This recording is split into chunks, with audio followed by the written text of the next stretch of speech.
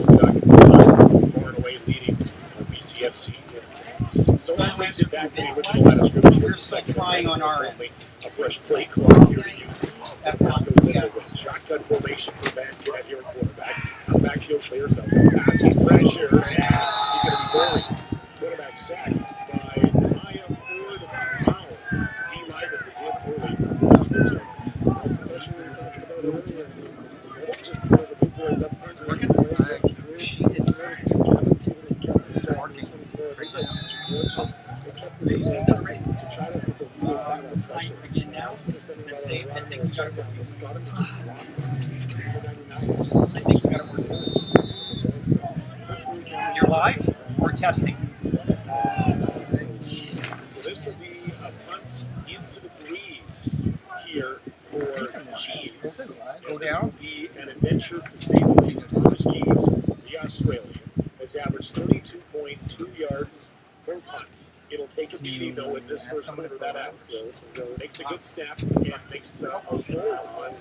It's fielded to the 50-yard line on the fly. Overhand flag fly. That might be a no-yard flag, and it is. Dunster made the tackle. You'll hear a lot of him usually on defense. Avery Dunster, league all-star on the Broncos side. Oh, now comes this high-flying offense with the wind here for the West Shore Rebels, led by quarterback Tim Jesse, 401 yards passing, and he didn't finish the game last week. He gave away the second string. So Jesse, 15-yard or two on the no yards now. That's the thing with special teams you're going to have to watch with that wind, especially even the wind. That ball won't travel. You're going to have to really hold up and stay under that 5-yard line. So as they spot this football already at the 31-yard line of the Broncos. Can you tell me if that's working now? West Shore on offense. Top passing attack in the BCFC so far this season. It seems to be working from my end. We seem to be getting a big receivers to Jesse's left. Player now to the right side has a man. Nice defense blocked away. And a nice knockdown by Michael Kalule. And then the second.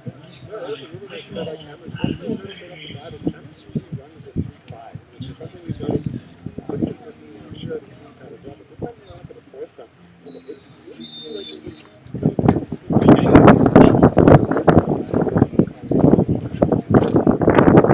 Sorry, you're cutting out.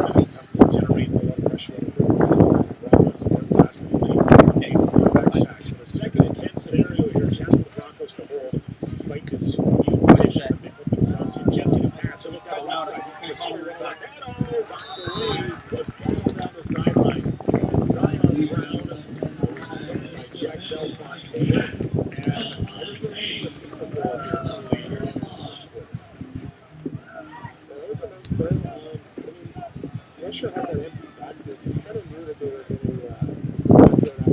Tell us, still reading live? Yeah, thank God. And it looks like we're live there. You're able to switch between the feeds? Yeah, 6 or 7 on the season. This will be able to 39 yards. The audio seems to be going through on the play-by-play. Distance will be an issue. The left-footed kicker hails as an up, and it is good. It's kicked 39 yards. Last start of the BCFC usually would have hails extensively due to 4-0. And you know what? The Broncos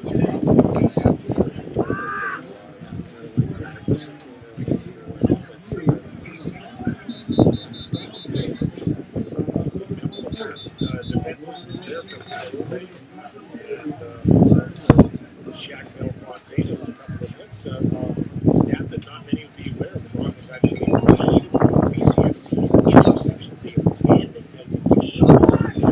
a team. Keegan Curtis. Hello. And Logan Ritchie and Terrain. So I got hey Peter, and then you cut out. What's your own rest?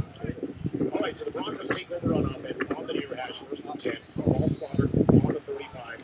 You can hear me talking, but no play-by-play. Pressure early. Why do we have no audio on play-by-play? No flagging on the play.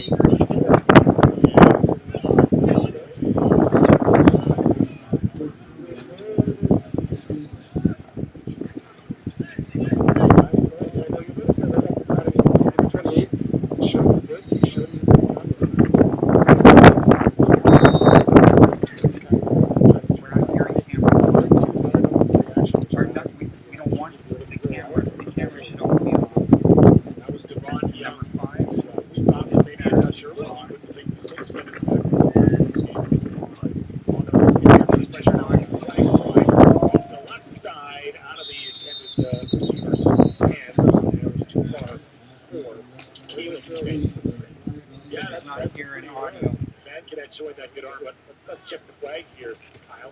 That might have been offside. Yeah, it's going to be Bring it up a offside. little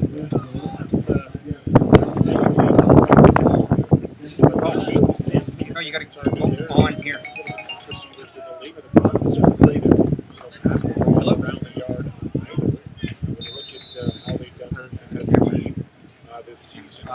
Okay. We're still trying to figure out why the play-by-play is not coming through. I'll have it up momentarily. So he says he can't hear the play-by-play on either feed. No.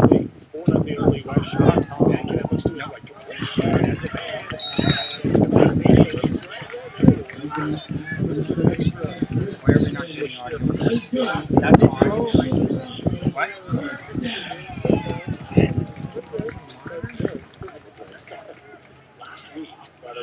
For Telus?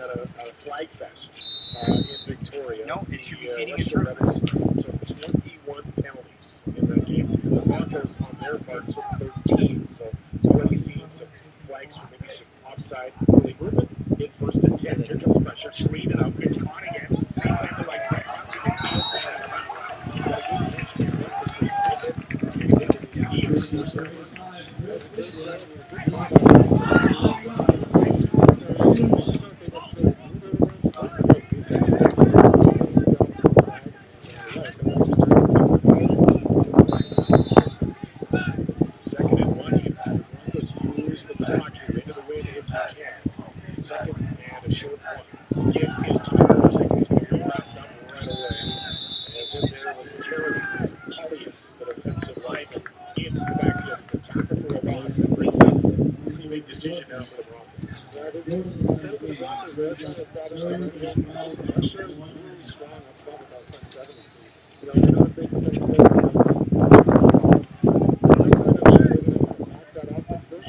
I've asked him if it's no audio on Telus or pay-per-view.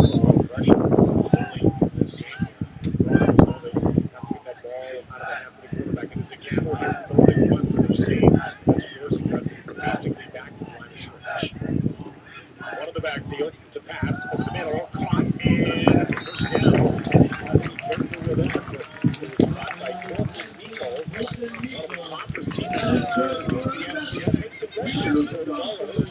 first down.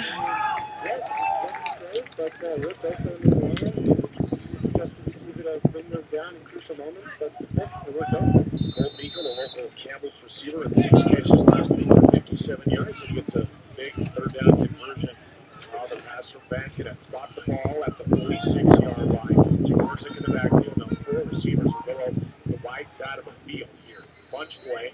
Bankin looks that way. They'll set up the screen, trying to get the blockers in front of Mindy, and he'll get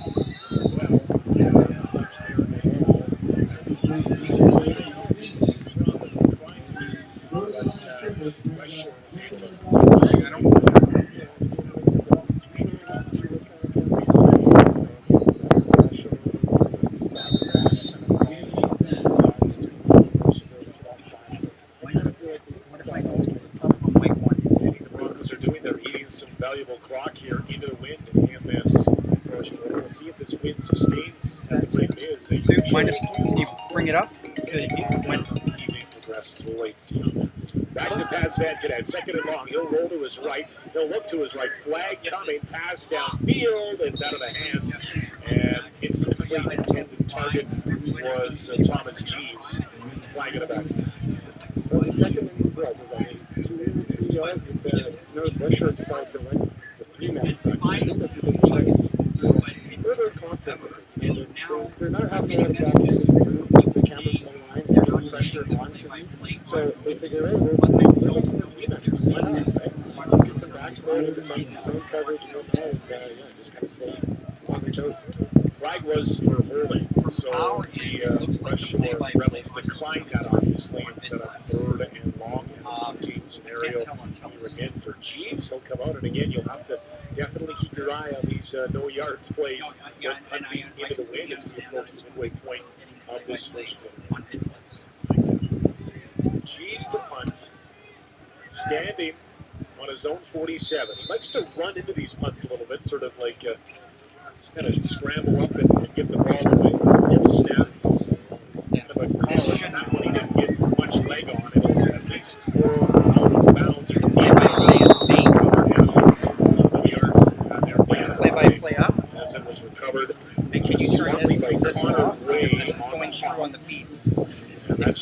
hang on. They can see the audio on the feed. The feed. Broncos on defense can do what they did and try to get another 2 and 0. Yeah, I mean, really just goes to show You can see audio bars on the feed. Okay, I mean, when we first kicked it, it didn't look like it was going to Oh, go true. I thought you said something about pause on the audio on the feed. the challenge. So no yards is the call, just the 5-yard variety. It was the ball was bouncing, but nice work there by Colton Way to jump on that ball and at least draw the flag. Now, the punter was the only one on the field that could have actually recovered that punt, and it wasn't punted too far, so maybe, Jeeves could have jumped on that one for sure. Okay, here we go. It's 1st and 10 from the 41-yard line now. West Shore on offense. Jesse will hand up the middle on the right side. Flag flies. Looks like this will be a holding call as offensive lineman Mateus Santos headed up on top of the defender. The Giants have shown a couple of different looks so far on defense. I've noticed so far they ran a 4-man time, they ran a 3-5. That time they ran a 3-5. I didn't get a full run, but it looked like they fixed it. I'm going to speak loud. That just kind of closer, and they did blitz on that, so they sent 5 on that one. So Giants are trying to mix in the blitz as well and put pressure on West Shore now.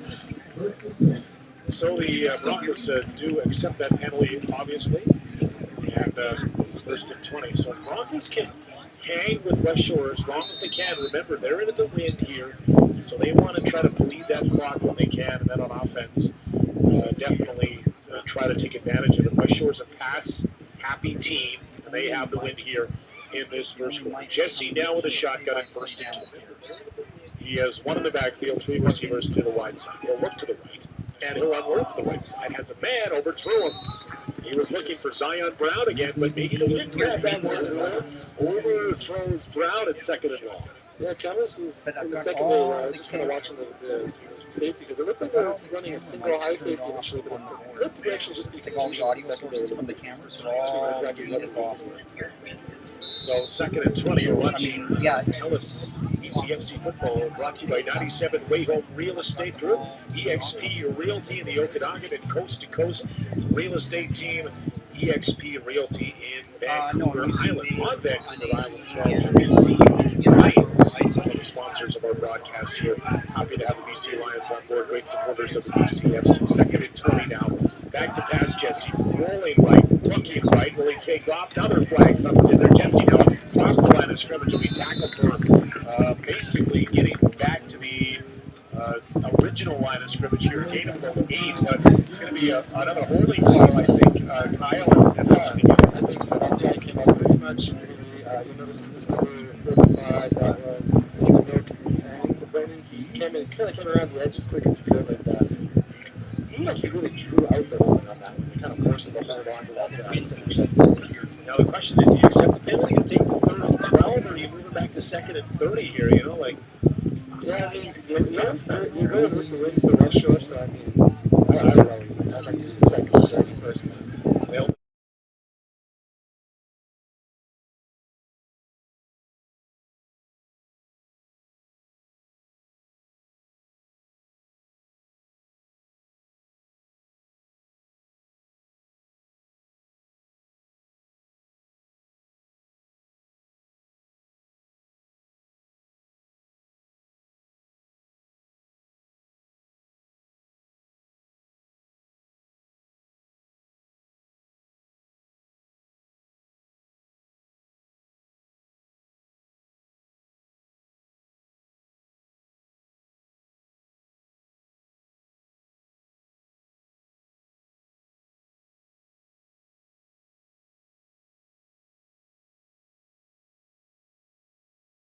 and tackled, and that was Devin Jones, or Caleb Sens, excuse me. Caleb Sens on the return, and the Broncos, hey, defensively getting the job done. So far, so good with the Broncos on the defense, yeah. Reed Van Cadet will take back over here on offense. Aiden Cummins got in at quarterback in the game as well last week. But 29 pass attempts for Van Cadet. And you can already see the way, and you called it earlier, Kyle, the defensive line and some big guys on that West Shore side. It's going to be awfully tough to run the football and try to establish that run today. So 1st and 10. Spot the ball at the 39-yard line. It's Van Cadet in the shotgun. Jagorczyk, the lone man in the backfield. Again, everybody jumping. Here comes the pressure. Van Cadet fakes now, rolls to his right, throws one down near the sidelines. Is it caught? I think he caught it. And it is caught. Caleb Sens hitting that one in a very small window. Sens will get about 7. That was great awareness by the QB.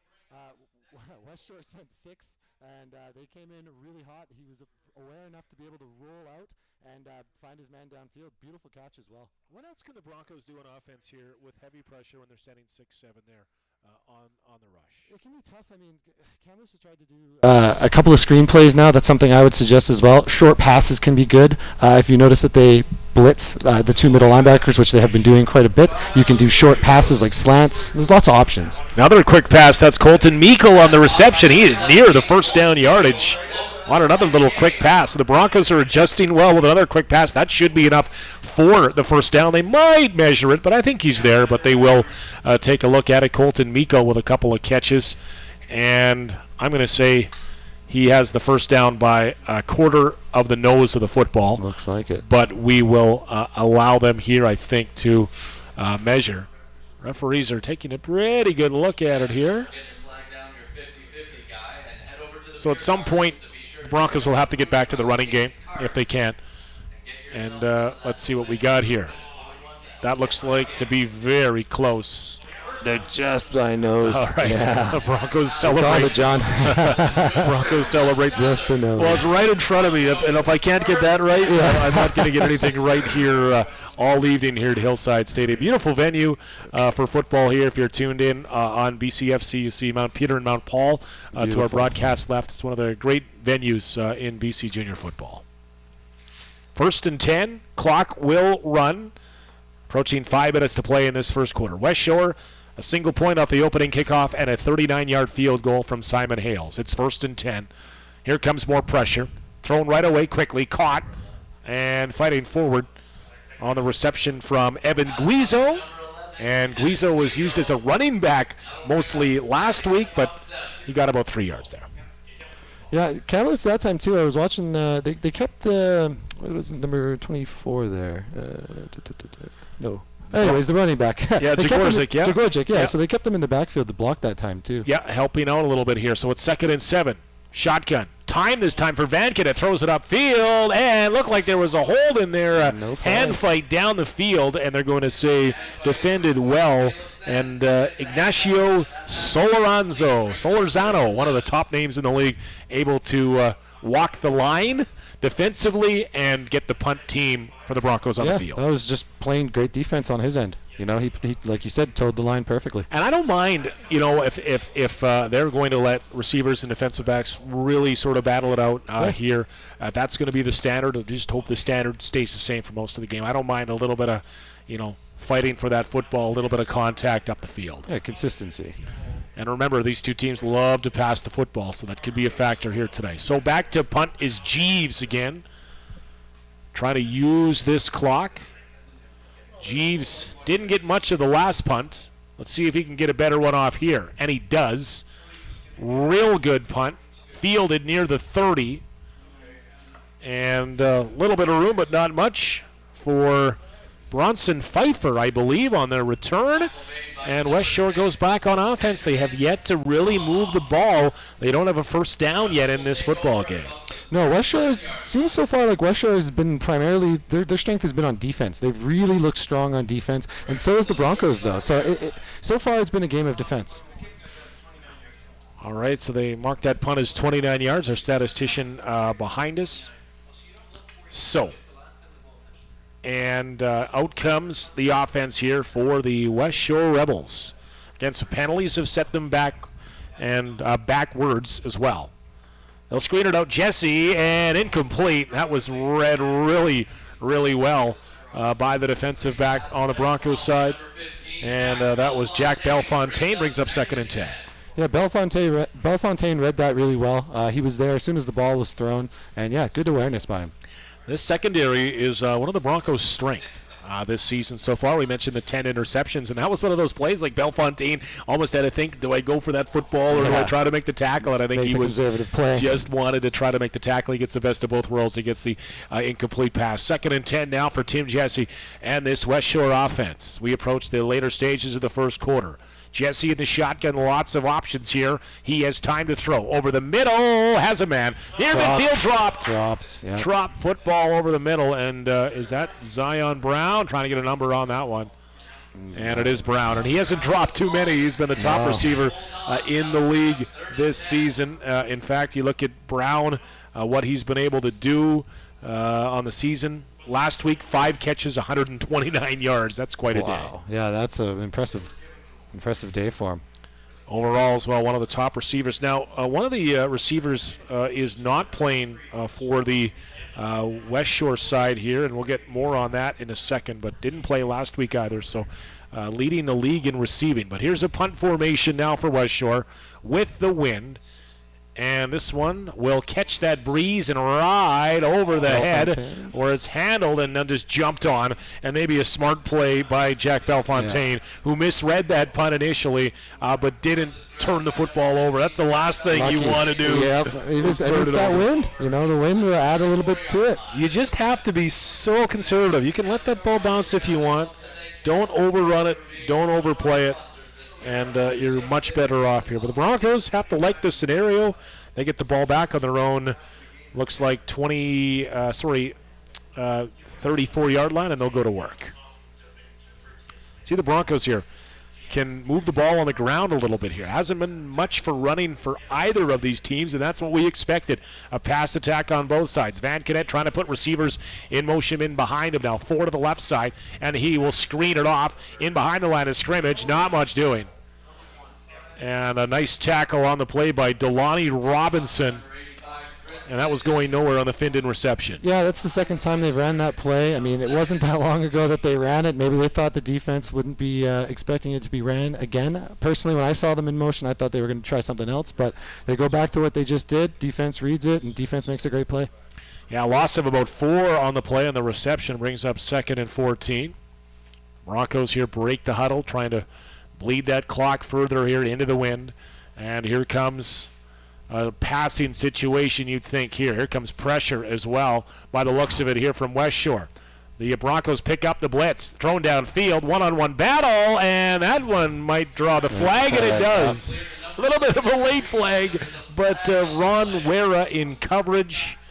There was just no way that he was able to look back for that football. Van Canet, I don't know if you noticed right off the bat, John. Van Canet noticed that they were creeping in with those linebackers, and as soon as he saw them kind of hit the line, he took the ball and he rolled out because he knew they were coming. So he's prepared for the pressure now. The Broncos actually, I thought, picked that up pretty well. Yeah, I'd say so. That is going to be a spot foul, and that turns out to be a pretty big gain. That should be a spot foul. Okay, 15-yarder, okay. Moves the ball to the nose of the football to the 45-yard line, and the Broncos can try to keep this clock going here on offense. Play whistled back in.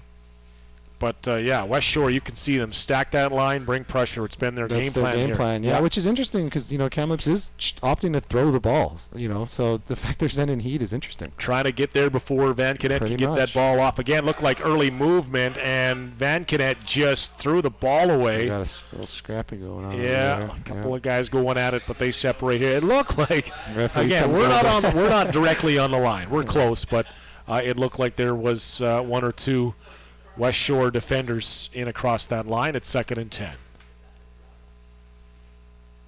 Big boy there for the West Shore Rebels, Nehemiah Ford Bone was getting involved at the end of the play. He has a sack so far in this evening's game. Brings up 2nd and 10. Shotgun formation again for the Broncos and Van Canet. They pretty much run the shotgun predominantly every play. Here comes pressure again. Pressure gets to Van Canet. He'll roll to his right, trying to get that ball off down the field, throw it on the run, just throws it out of bounds. and that probably would be the best bet. But we have a flag down in the backfield. We do. Disregarding the flag for a second there, I mean, every play there's been a lot of pressure on Evancanet, and that'll start to take its toll on you over time. I mean, almost immediately every time he's getting it, he's noticing a blitz from somewhere, and he's opting to roll out. West Shore, maybe they pick up on that. Maybe they shift a linebacker over that way to stop that rollout. I mean, yeah, he's being too consistent with what he's doing. I think as a quarterback, right-handed quarterback, it's much easier to roll to your right as well. Yeah, because you can especially still get to make that, a throw. Yeah, exactly. Yeah. Where if you're a right-handed quarterback and you're rolling to your left, basically you're trying to throw across your body. Yeah. So it's actually a personal foul for a chop block, so that'll move it back 15 yards and bring up 2nd and a mile now. So that's a tough break for the Broncos. They're trying to keep this rush at bay, but you're also trying to do it without drawing any penalty flags. Yeah. Did we catch who the chop block was on? No, I did not catch a number on that one. Okay. So it brings up 2nd and 25. Wow. 3rd down. Sorry, actually they do lose the down here, so they are punting the football on 3rd down. And it will be Jeeves. Good snap. Jeeves, a low punt that the wind catches. It bounces at the 55 and bounces backwards. It's jumped on, but again, we'll see flags fly on the no yards. But all in all, in the final minute of this quarter, the Broncos have kept West Shore from scoring a major, but they predominantly played on their side of center field, maybe as you'd expect with the breeze the way it is. Yeah, Kamloops defensively has looked really strong. I mean, both teams defensively, it's been just a battle of defense as we've been watching. But, I mean, I feel like it's going to come down to who can establish an offense in general first will really be the one to kind of take it away from this. This is a great start for Kamloops, though, considering how they played last week against this exact same team. You got to think maybe they sat down, they reviewed some of the plays, they looked at some of the stuff West Shore has been doing and tried to strategize against it. Yeah, West Shore won that game 49-7 to improve to 4-1, and they did it with 450 yards of passing by the end of the football game. So here comes West Shore in plus territory already. Ball at the 42, passing left side, wide open, caught this time. No, or is that a fumble? Let's see. They're going to call it incomplete. Yeah, that was close. If there was a football move, good stick there on the Kamloops side, and that was Logan Ritchie, one of the top defensive backs in his first season, able to make that hit that separated the ball. Yeah, he was able to just kind of jar it loose before he was able to really secure that ball. So good heads-up play by him. And that pass was intended for Eli Nelms Horton, who comes off the field now to the West Shore sideline. And this might be the final play of the quarter. We'll see if West Shore can get this ball snapped or not. And they get it now. Over the middle, pass coming, and incomplete. Again, over the middle.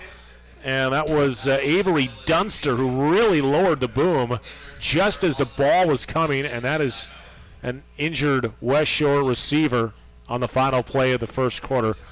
And, boy, that could have... It didn't end well. It could have been a lot worse. Could have been a lot worse. Yeah, and I mean, back when I was playing, we always would call those seam routes up the middle, right at the safety, a strong safety or free safety. We'd always call it the suicide route because, your head's looking back for the ball, and as soon as it either comes into your hands, you turn, and it's, hello, there's a safety coming in at you. So, I mean, it wasn't that so much the case in this, but still, it could have been that way. It's unfortunate to see a West Shore Rebel down, though. I believe that is Zion Brown Dogby. Now, there's a Zion Brown who wears 9 for West Shore, and there's a Zion Brown Dogby who wears number 2, and I believe that's the number that is down. Yeah, he has not moved. His West Shore medical staff is taking a look at him, but it looks like he will try to get up now, and at least that just more or less scares you. You know, you're running full steam and you take contact. That's just a tough way to make a living over the middle of a football field. Exactly, right. I mean, no matter how hard you try not to think about it, everybody knows as soon as you turn your head, there's either going to be green grass or an opposing jersey, right? So. And it's tough to extend your arms for that catch, too. They call it the old alligator arms. You don't want to expose the middle of your body there, but he looks to be okay, and he'll be back in this walking game. Out on his own 2 feet, so we love to see that. So it brings up 3rd down on the incompletion, and now a punting scenario into the wind for West Shore if they elect to punt. They're sort of in no man's territory at 43-yard line. Yeah, that looks about right. Yeah, so we'll see if they do, in fact, they have the punter on the field, Simon Hales. Handles both the punting and the kicking duties. So now West Shore gets their turn into the wind here in this first half, leading 4-0. Hales is just on his side of center field. A lot of respect from the two returners on the Broncos who are near their own goal line. Deep, very deep. And again, special teams has to be a bit aware of this. And the punt will come. And it's a low lining kick near out of bounds. That's a pretty effective punt out around the 15-yard line. So credit Hales, who sort of nails a punt into the breeze and no return. That's a very nice punt. But like you mentioned, I mean, I think the Broncos receivers should kind of take into consideration that the punter's not probably going to be punting that far because he's punting into the wind. So maybe keep one of you deep just in case he's got a leg, and then have one of you up a little bit further, 10, 15 yards or so, just so you're not running to the ball as it's coming down in the air trying to gauge it. And even, that punt, you catch it on the fly, you might even, draw a no yards call of 15 yards as well. Exactly, so Broncos will go to work on offense with the win. They are deep in their own territory, spot the ball at the 15-yard line. They're down 4, but have the win now in this second quarter. Van Kennett, we've seen pressure from West Shore in that first quarter. We'll see if they continue to do that look or not. They will. Hand the ball off. Look out. No, it's an option that the quarterback keeps, and maybe he shouldn't have. And Van Kennett is sacked back near the 6-yard line. And it looked like that was Cordell Holder, one of the top defensive players on the West Shore side, through. Yeah, that's a tough call. I mean, they just opted to go for the option on that. Obviously, they couldn't know necessarily that West Shore would be sending all the heat that they did. But West Shore has just been very aware of what's been going on at all times. So it's a tough call for them. If you are a play caller for the Broncos right now, you're probably not looking at your running plays here that much. But here we go, second and long after the sack. They'll screen it out to the right side. It's caught, maybe some blocks up the middle, up the sidelines, I should say, before a tackle on the far side. Way far away from our broadcast location. It'll bring up third down, but a positive gain. I don't know if they necessarily fooled West Shore, but they certainly fooled me. I wouldn't have expected a screen from that close. I mean, I know the logic on it is, West Shore has been sending a lot of blitzes and a lot of pressure onto them, but, a screen, it does sometimes take time to develop because you do need those guys to get to you. So just a little bit of a risky call in my books. I guess maybe at one point you're just trying to maybe get some yards back in the scenario. Actually brings up about 3rd and 9, so it was a positive gain. But it's almost like you're throwing in the towel on trying to get a first down, but you're just trying to get a little bit of real estate. Trying to make that punt a little bit easier. And Jeeves will stand back here just inside his own 5, so it should be good field position. But now Jeeves gets a chance to punt with his win. Let's see if he can catch one up in the jet stream up there and really hammer and let it go. It's more of a line drive kick that's handled near midfield on the fly. Up the middle, looking for room, breaking one tackle, and more down the left side. It's Hunter Bowles up the left side into Bronco territory. Good return for Hunter Bowles, and West Shore goes back on offense. Yeah, John, and also on that play there, Braden Look made a beautiful block that really set up the there's maybe not a huge return, but a solid return to give West Shore a good field position. So that was a great block by number 40 on West Shore there. So let's see if the Broncos defensively can do what they did in the first quarter and find a way to make it happen here. So the sun tries to come out through some clouds here at the field, about half in the sun and half shaded. Running back up the middle and fighting forward. Carey, I believe, was that Hunter Bowles? Trying to get a number on that return. That was Hardesty, actually. Garrett Hardesty, one of the top running backs on this West Shore side. Looks as if we got a downed Bronco on the play there. Yeah, on one knee. Yeah, he didn't go down immediately, so it kind of seemed like a decision that he was thinking about. But either way, we love to see that he looks like he might be able to get up and kind of get off there. Doesn't look too serious, but we'll have to wait and see. So Garrett Hardesty last week had 10 carries for 40 yards rushing. Again, West Shore is not a team that really rushes the ball that much. They average just 94 yards per game. That's 6th out of the 7 teams. Broncos actually have more yards per game rushing, 121. So that's not something we're already seeing. The running game just hasn't really been a factor here so far, Kyle, in this one. Yeah, I mean, for both sides, too, it's been tough. I mean, they've been playing strong defense. I mean, every time that we noticed that, Kamloops would switch to a 4-man front, you'd be surprised. They might send a blitz on that. You never really know. They kind of kept it on their toes, but they always seem to try to give West Shore a different look on D. Hunter Bowles was also shaken up on the West Shore side, and he walks off the sidelines under his own strength, but this does not look good for the Broncos here. Looks like it is an ankle injury. Trying to get a number there, it's tough it's with 88, it. no? Oh, I might be wrong. 88 is the receiver. Oh, yeah, no, you're right. So, okay, so we're being told that it's Ethan Papineau, which would be a big loss defense on the D-line as he's carried off the field. You're right, it was looked like an ankle injury there for number 99 on the D-line. So we'll bring up second and about 5 after the run from Hardesty. Back to pass, looking left, has a man open, up the left side, inside the 20, still tiptoeing the sidelines and out around the 10-yard line. And trying to get a number. Logan Ritchie on the tackle. And that could have been Kwame Franklin on the reception. I believe it was. Yeah. It was a nice catch by him, too. You'll notice that the Broncos, they blitzed on that play. And the quarterback there, he noticed the blitz, looked to exactly where the blitz was coming from, and found Franklin just kind of right there. So it was a good read. Yeah, Tim Jesse likes to throw that ball up there, and he is one of the top passers in the league. In fact, number 1 passing yards for a quarterback in the BCFC. And now inside the red zone here, 1st and 10 after that reception.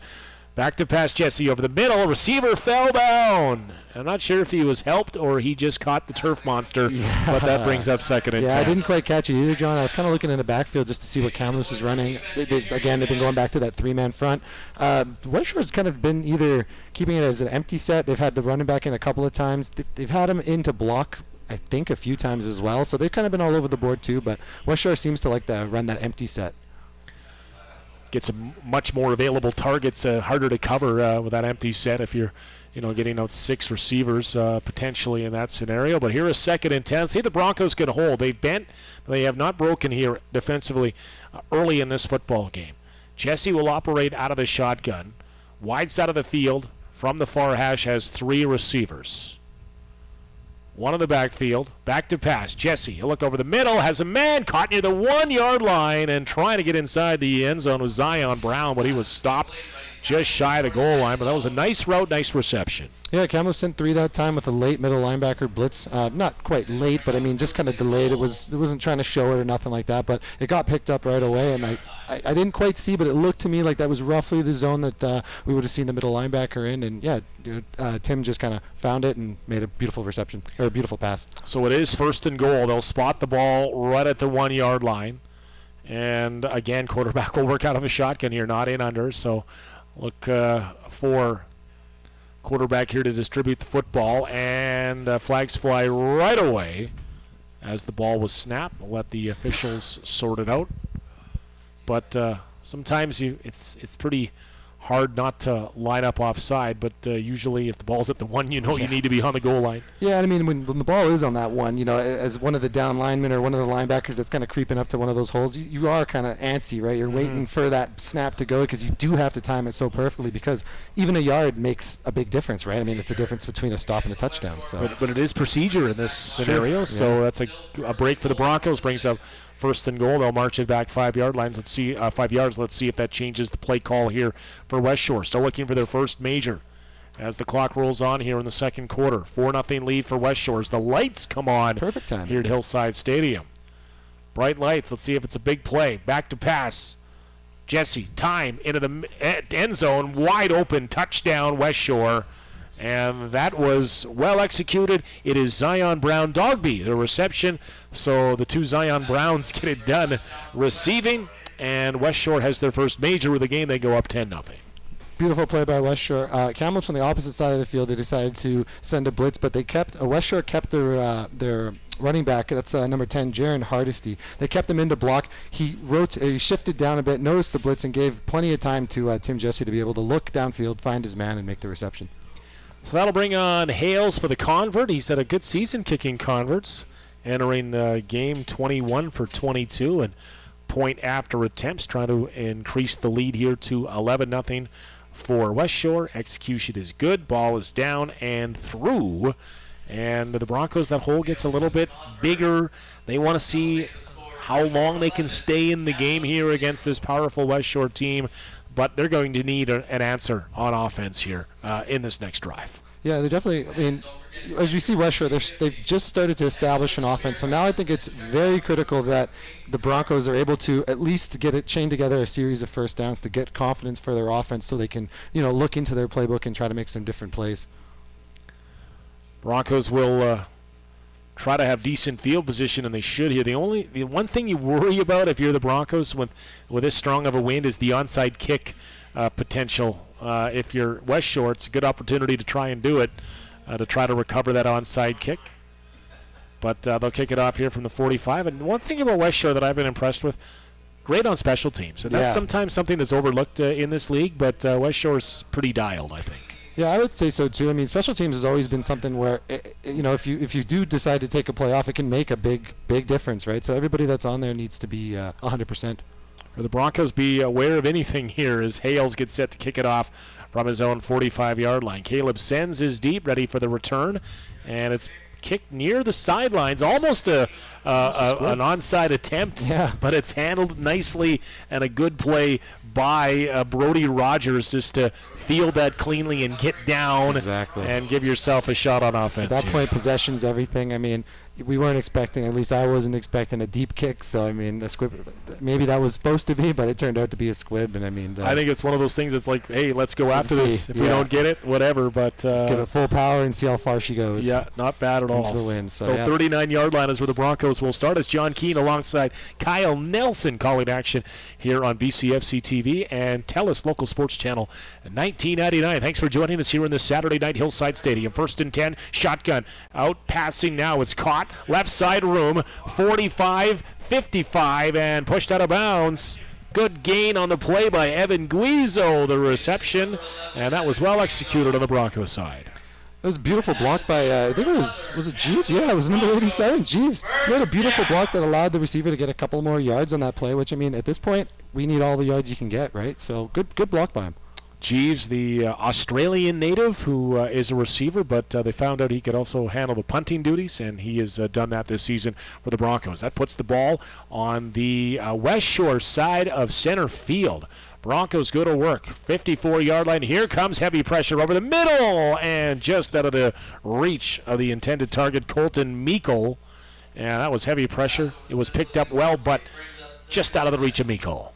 Yeah, West Shore sends 6 that time, and Van Kennett, I mean, he's just not able to get enough time to really establish like those deeper or midfield passes that he's looking for. I mean, he had to throw that ball almost immediately because he felt the pressure coming in, so it can be a real tough position for him to be in right now. If you're West Shore and you got those big guys up front, you're just loving these play calls on defense. Yeah, absolutely. Especially because it's the front 7 are able to take up majority of everyone on the field, which frees up someone to at least make a play. Here comes pressure again. They'll screen it off, but it is in and out of the hands of the intended target. Now it's Chris Findon, usually sure-handed. Findon is not happy with himself, and that'll be 3rd down, 3rd and 10, and the Broncos will be punting now near midfield.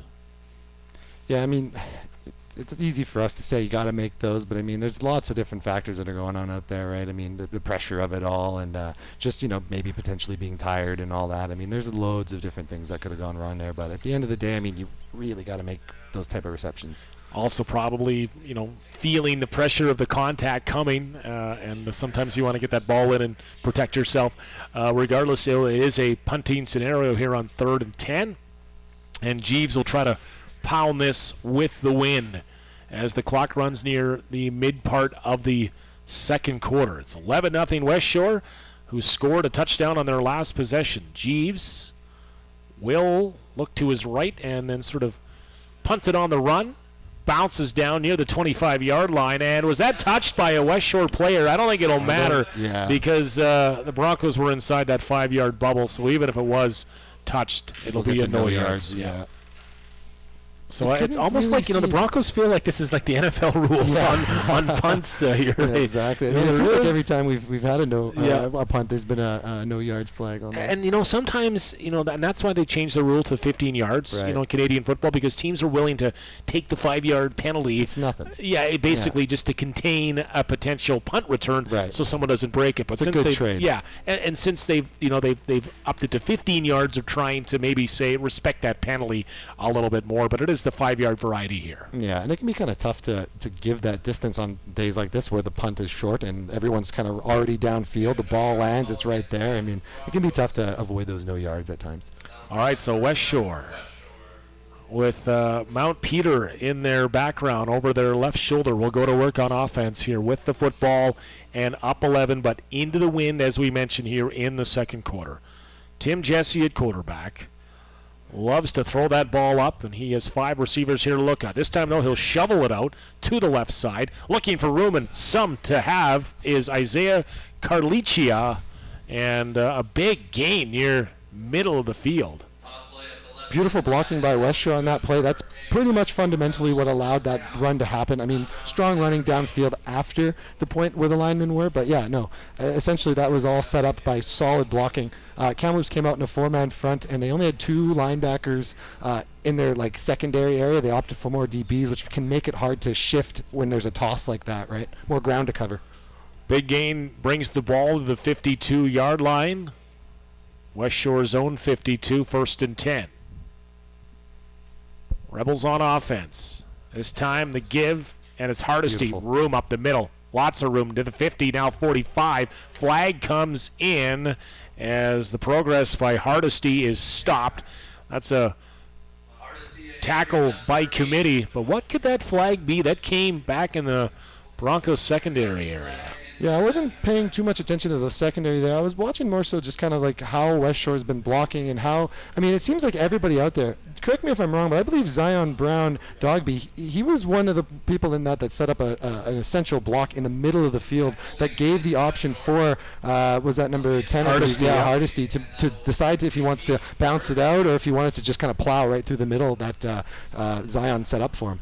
Is a holding call against West Shore. Now, we don't have the referees mic'd up, so we didn't get a number on the hold, but that's a big break for the Broncos that turns what would have been a 10-plus yard gainer into a minus 10 and 1st and 20. Yeah, a bit of a shame for West Shore, especially on such a nice run and such a nice. Everything was fundamentally nice on that play, so it was a shame that has to happen. And if you're going to be an elite team in the BC Junior Football League, you need the running game. You do. It gets late into the year, down on the coast gets rainy, and that can be more of a running attack here. So maybe West Shore trying to stay true to the running game as well. 1st and 20, it's a passing scenario now for Jesse. He'll look to the right side. This is a free ball, and it was almost intercepted.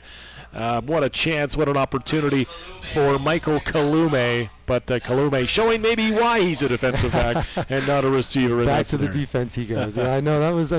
Kalume had every opportunity to do so. At least it ended in a broken up pass on the statistics. Tim Jesse, he did have a receiver. I didn't catch the number, but it was the receiver that was just shallower than the one he was throwing to. He was open on a kind of looked like an out route to the sideline, so maybe an overthrow, but it looked like it was going to his intended target.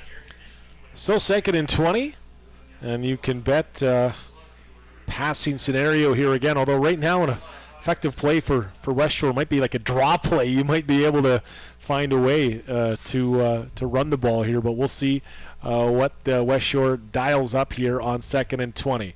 Fakes the screen. Now over the middle. We have flags again. It is caught. Room to the 40, 45. Well short of the first down. Flags all over the field. And this will take a while to be sorted out as Zion Brown Dogby had the reception. And we got a flag fest in the backfield. Great play by Kamloops. I mean, they didn't overcommit to it. They only sent 3 on that, so that's kind of the best case scenario that you can be in, only sending 3, because then you have your backers in the field to kind of see what's going on, notice the screen, and they're kind of all over it, right? I mean, the flags looks like it should help out for Kamloops, but we'll have to see. Coach Van Kennett was on the field trying to get some sort of an explanation on what they want to do. The penalty is going against West Shore here. What do you do to him? It would be 3rd and about, 12 or so if you decline. But if not, holding call against West Shore is declined. There might be 2 flags on this play, I believe. I think you're right. It seems to be. So unnecessary roughness. Yep. And that will be accepted. And that might be a loss of down as well. I believe so, yeah. It's 3rd down. And marching back 15 more. So Broncos' best defense has been penalties on offense on the West Shore side. And that's basically a net loss of 25 in the last two plays, and that is, again, a loss of down. Third down in a punting scenario. So there was an opportunity for the Broncos here to get good field position and try to put some points on the board before the half. This would be their opportunity right now at Hillside Stadium. Yeah, you gotta hate to be a punter in this type of scenario when the wind's blowing into you and you gotta kick it as far as you can, because otherwise you're center field. Hales again handles a goofy snap but gets it off. Ball bounces near midfield, bounces straight, and then it's handled. No yards, flag flies as the return gets just shy of midfield, but tack on 5 yards on the Caleb Sens return, and the Broncos should be in plus territory here with the football, trying to put their first points on the board. Not a bad punt for kicking into the wind, I gotta say. He made it past center field, and the ball's now down at center field, so not too bad of an outcome. All right, let's see if the Broncos can move the football here. Lots of time on the clock in this first half. The wind, if anything, has calmed a little bit from kickoff as we check the flags to our broadcast left over the scoreboard. Yeah, I've been keeping my eye on them, and sometimes it's fully blown and sometimes it's completely dead, so you kind of just got to get lucky. Okay, well, we'll see if the Broncos can master the winds here on 1st and 10 from the 51-yard line. Jagorzak look out, snap fumbled, and who's on the football? Might be West Shore. Yeah, oh, boy. Simply miscommunication between the quarterback and the running back there. I mean, it could have just been a sloppy handoff. It could have just been maybe they were going to do a play action. Who knows? A world of different outcomes. Broncos do retain the football. I thought West Shore was on top of that football. Everybody in the press box reacting up here like it's section stressful. Yeah. We're in the media section tonight, but it is the second down and only a loss of 2. That looked like that was going to be a turnover. Broncos dodge a huge bullet as Jagorzak was taking that on the handoff. All right, so 2nd and 12 passing scenario near midfield. And it's Reed Van Kenen. 3 receivers to his left. He'll take off. Van Kenen trying to rush to first down yardage, looking for blocks, and he's tracked down from behind before he can reach first down territory. Good tackle in pursuit. Devon Young. That'll bring up 3rd down and a decision here for the Broncos. Devon Young was in the backfield almost immediately, too. I don't know if you caught it, John, but he was creeping towards the line. Ball was snapped, and he was into the backfield. Van Kenen was able to kind of just duck and dodge in between the line and be able to just kind of get just a step on him to be able to get, the yards that he did. So 3rd down, and the Broncos will go for it here. It is 3rd and about 4.5 yards. Offense stays on the field. In plus territory. Back to pass. Van Kenen has a man. It is caught. First down yardage. Broncos dial up a 3rd down gamble and get it done. Chris Finden on the reception. Another gutsy 3rd down call. Gutsy, and, the Broncos opted to keep Jagorzak in to block on that, just in case, they, as we've noticed, West Shore likes to send pressure. So, first down, spot the ball just inside the 40. Call it the 38-yard line here. Van Kenen with some instructions to Jagorzak into the backfield, and Van Kenen this time has a little bit of time to get the ball off. He'll roll to his right and just throw it out of bounds. Not sure that was a broken play or what happened, but not much there for quarterback Van Kenen. He throws it out of bounds, 2nd and 10. Yeah, Tanner Hayward was really, really hoping that he would be able to track down Van Kenen on that play, but Van Kenen makes a smart move and just throws the ball out. It's John Keane and also Kyle Nelson calling the action here from Hillside Stadium on your TELUS Game of the Week for 97 Way Home Real Estate Group in the Okanagan, EXP Realty. Thanks for being a part of the broadcast, as well as Coast to Coast, your real estate team on Vancouver Island. EXP Realty as well, brought to you by the BC Lions. So we get set now for 2nd down. Late in this first half, Van Kenen in the shotgun as the Broncos get to the line. Look like early movement. They just blow the play down, and that's probably the best case scenario in that situation. Devon Young was trying to get into that backfield like you saw in the last play. It's going to be offside. Yeah, I mean, it seems like every time that West Shore just opts to send the blitz, they try to time it with the snap count. I don't know if that's maybe because Van Kenet's only going on 1, or he's not mixing up his snap counts. Maybe he's not going on go or something. But so far, West Shore's really been able to time it almost perfectly. Yep. And you know what? And maybe that's another way to slow the rush down. You mix up that snap count. But with that said, you also have to make sure your offense is on the same page as well. So too, right? yeah, it's a little game of cat and mouse here if you can hold your offense on the correct snap count. So 5 yards makes this a much more manageable 2nd and 5. Spot the ball at the 33-yard line. Clock runs here in this second quarter. Shotgun for Van Knecht. He'll look to his left, screen it off. It's caught by Finnard. He has room. 20, now 15. Hops over a tackle, still fighting forward on his feet. He's pushed out of bounds at the 5-yard line. What a play by the Broncos. Findon gets the reception, and the blocks were set up for 1st and goal. That's just it, John. Beautiful blocking, beautiful awareness by Reed, Van Knecht, and a beautiful reception. So that's just a great play for Kamloops. A rarity for something like that to happen to West Shore, too. At least this game. Yeah, well, now a 1st and goal, and you'd think pound the ball 3 times, right? Exactly, But that hasn't really been a factor in the running game if you're the Broncos. But this is a scenario I think you need 7. Yeah, it's just been tough, though. I mean, the front 4 for them, the 4 linemen are just so prevalent every play. Yeah, there's some big boys on that D line. Tough and to block. They line up. They look like the Dallas Carter side on Friday Night Lights. That's right, the way they exactly. were coming after Permian or the Permian, Texas. Yeah, so we'll see if Van Knecht here can find some room here perhaps in that passing game. So it's 1st and goal as they whistle play in. Was the 3-minute warning given? I believe it was. Okay, yeah, okay. So here we go. Van Knecht trying to get organized. Now play is whistled in. Van Knecht will take his time getting things organized here. The O-line still standing up. They have the 20-second clock here, and they'll take some of the time off of it here. Quarterback Van Knecht. Back to pass on 1st and goal over the middle. Beautiful play by the defense. Great defensive play. Tanner Hayward, beautiful. Yeah, Hayward. 17, I believe it was. I only saw the receiver in behind Hayward. I didn't see Hayward. He I saw him elevated. kind of creeping. I was like, "Who's Reed going to make that throw?" And risky, but Hayward was right there. 17 on the West Shore side brings up 2nd and goal. So I guess we get our answer if the Broncos are going to pound the ball 3 times. It seems to be not the case, eh? Yeah, ball spotted near the 5-yard line here again on the near hash for the 2nd and goal play. And it is a 2nd down scenario. Looks like a passing play, but Jagorczyk is in the backfield again. And rolling to his right is Van Knecht. He'll throw, has a receiver at the 5 fighting forward and tackled. And it's really the momentum of Thomas Jeeves was stopped as he caught that football. Well defended again by West Shore. Now it's decision time, 3rd and goal. West Shore came again with more blitzes. I mean, it was number 1 that time, Delaney Robinson on the right-hand side. Timed the snap, again, like we've been discussing. He basically waited for it to for the ball to be hiked, and he was already halfway to the distance to the QB. And they're going for it here. I like it. Yeah, 3rd down. I'm a fan. Couple of 3rd down conversions already in the football game here. Now it's 3rd and goal. Van Knecht to pass. Has a man. It is intercepted. And it didn't much matter either if that pass was intercepted or dropped. It'll be the same spot. But good coverage as they tried that little quick out on the right side.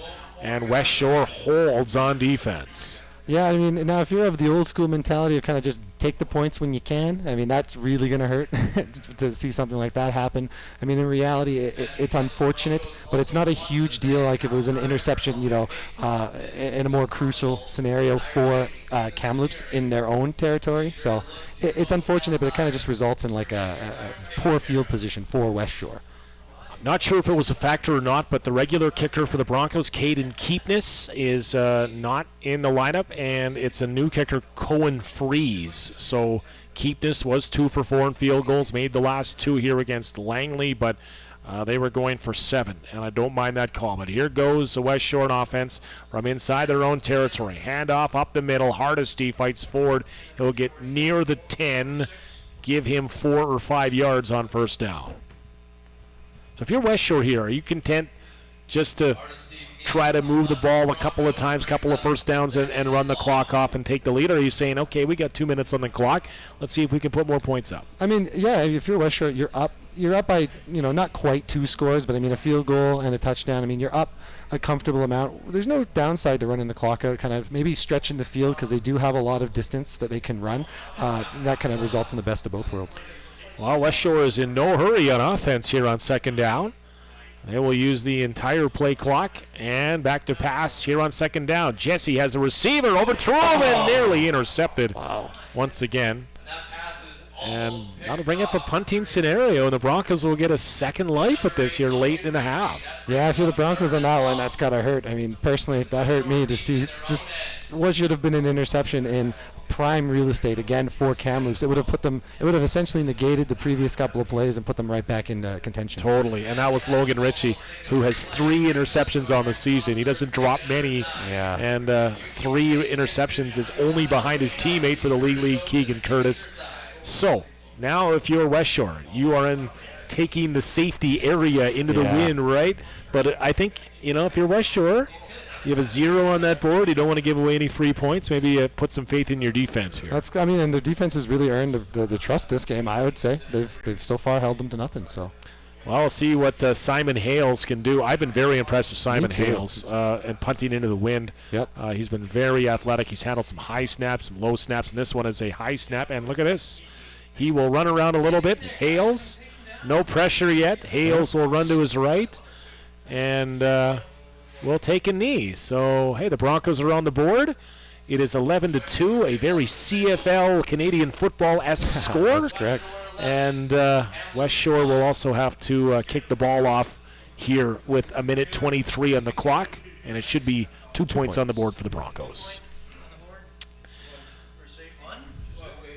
So the Broncos will get the ball back as well, and maybe an opportunity to try to move it down here. But the Broncos, if anything, can take some positivity into half. I think, they've only surrendered 11 points. Exactly. They've had scoring opportunities and have looked like they could hang with West Shore, at least in the second quarter. That's exactly right. I mean, if we look back to last week, improvements all across the board for the Broncos. The defense is playing really well. The offense is yet to find a solid groove, but they're making progress. You can kind of feel the presence a bit more. And, it's just overall it's been a much more competitive football game rather than last week's game.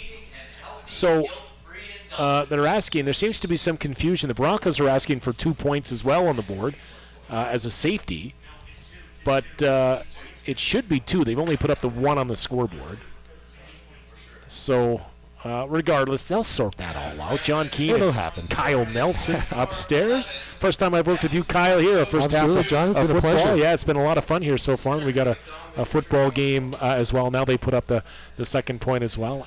You played some high school ball down on the coast, and now you're in Kamloops, and you're making your life here in the interior. Yes, sir. I moved up here a few years back, and it's one of the greatest decisions I've made. I can't say anything negative, John. Well done. I got caught in traffic on Canada Way there a couple days ago, coming back from the island, and I will not have to worry about traffic in the interior. First down, it's passed into the left sidelines, up the middle, and a little bit of room, and not a bad first down play on the reception. Chris Finden, once again. Finden's been a very popular target of Van Cadet in this first half. Yeah, he's been very active so far. We've seen him a couple of times now, and it's only the first half, so let's hope he continues into the second half, having a good game. Finden gets enough to move the chains on first down and get out of bounds to stop the clock, so the Broncos aren't about to just run the clock out here. They're looking for points, more points to close out this first half. Van Cadet in the shotgun. Now on the wide side of the field is Thomas Jeeves, wide receiver to the wide side. Back to pass. Van Cadet pump fakes now downtown. Has a receiver open. It's caught. 30, 25, 20. Wrestle out of bounds. And that's Colton Meikle, second top receiver in the BCFC. And that pump fake, I think, set that all up. Absolutely beautiful. Van Cadet, he felt the pressure. He maintained himself the entire time, and he was able to make a beautiful throw to Michael. It was just a great play all around. He definitely felt the pressure, though, because I believe it was number 99, Ford Bone. He was able to get into the backfield and really cause some pressure on him. And that is a big play Big for play. the West Side grad, Mikkel. And here we go. It is inside the red zone. Spot the ball at the 19-yard line after back-to-back receptions. Here for the Broncos, back-to-back first downs. Van Cadet, back to pass, has time, delivers over the middle, it's caught. 5-yard, 2-yard touchdown, Mikkel, and the Broncos find a way to score late in the first half. And if you're West Shore, you're probably thinking, why did we take the knee and take the safety? But that was a well-executed play. And if you're Kamloops, you might be thinking, hey, maybe we should have taken our 3, because then at that point, you could have been up, you could have at least been possibly tying the game up pretty quick here. So you wouldn't have had the 2, but, you'd still be a little bit closer to that tie game. Well, that is a great play by the Broncos. Great drive. And, boy, you know what? In this Canadian game, there's still 1:03 on the clock. Plenty of time. Yeah, lots of time. So this is our first look at new kicker. Great kicker name, by the way, Cohen Freeze. So Freeze the kicker is usually used, but Freeze will handle the convert here. Ball is down, and Freeze has it through. Nails and it. all of a sudden, what was 11-0 is now 11-9 with 1:03 to go in the half. It just goes to show, you always got to remain optimistic, because just like that, it took 2 plays, maybe 3 plays, I think, for them to go the distance and get it in. So great job by the Broncos on offense, and they're fired up coming off the field. Offensive lineman David Wheeler was relishing the pass protection that allowed a couple of good balls from Van Cadet to be delivered. Think up the sidelines, Finden, and then Mikkel twice. that's right, yeah. So three plays to go the distance. Mikkel really making a showing right there. So if you're West Shore, you're thinking, okay, we're going to take an 11-point lead into half, and all of a sudden it's now a 2-point lead. They do get the ball back into the wind. We'll see if they just try to run up the clock and get back and get their focus back here for the second half. Kickoff will be coming from Colton Freeze. And, Cohen Freeze. And West Shore will have a few plays here to try and do something with it. With the wind kickoff, and it is booted well by Freeze. Freeze has a good leg. Back at the 5-yard line, handled by Ron Wera. Wera trying to make a few moves, Zion Brown Dogby, one of the top returners in the BCFC. And Brown Dogby gets across the 25. And West Shore will take over here on offense. He's really showing those the moves that he has back there, juking back and forth. Injured player on the field, Rory Miller on special teams on the Broncos side. Number 46 is down and being looked at. Thought he was going to try to get up, but will now take the injury timeout. Involved around where the tackle on Zion Brown Dogby was made. And let's hope that he's okay. Broncos have some good momentum going in their favor. If you're West Shore, I don't want to say you never overlook a team, but we know what lies ahead for them next week in a first-place showdown with the Okanagan Sun. And, when you beat a team 49-7, you feel pretty good about that going back-to-back. But the Broncos have come to play here in this first half and only trail by 2, 11-9. And, like you say, it could be a couple of reasons why the game is a lot closer. Maybe West Shore decides to, take them easier because they know last week they beat them. They know, we think we know how they play. We think we know the moves, their playbook, and all that sort of stuff. And then, if Kamloops really sits down, studies, and tries to figure out exactly a counter to the West Shore game plan, and if West Shore hasn't altered their game plan, well, then that's just a match made in heaven right there. We'll see what changes are made after halftime, but a little bit of a limp comes up for Rory Miller, who will walk to the sidelines. As he walks further, he looks better and better. Yeah. But now trying to really test that ankle out. He's going to be sitting on the bench. Tristan Murray trying to help him off on the medical side. Hello to the Murray family that might be tuned in. They had a son go through as an offensive lineman in this program as well. Back to pass.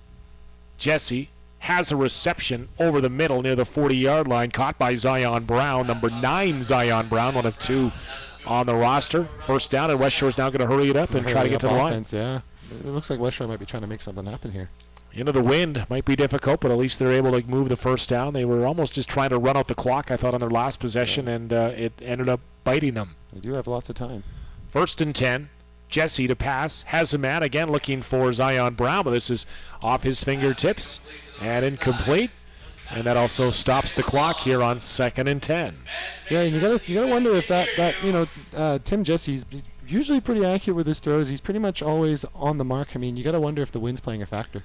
Well, I know the wind doesn't quite blow like it can here, like it does in Victoria, but he is having a great season passing.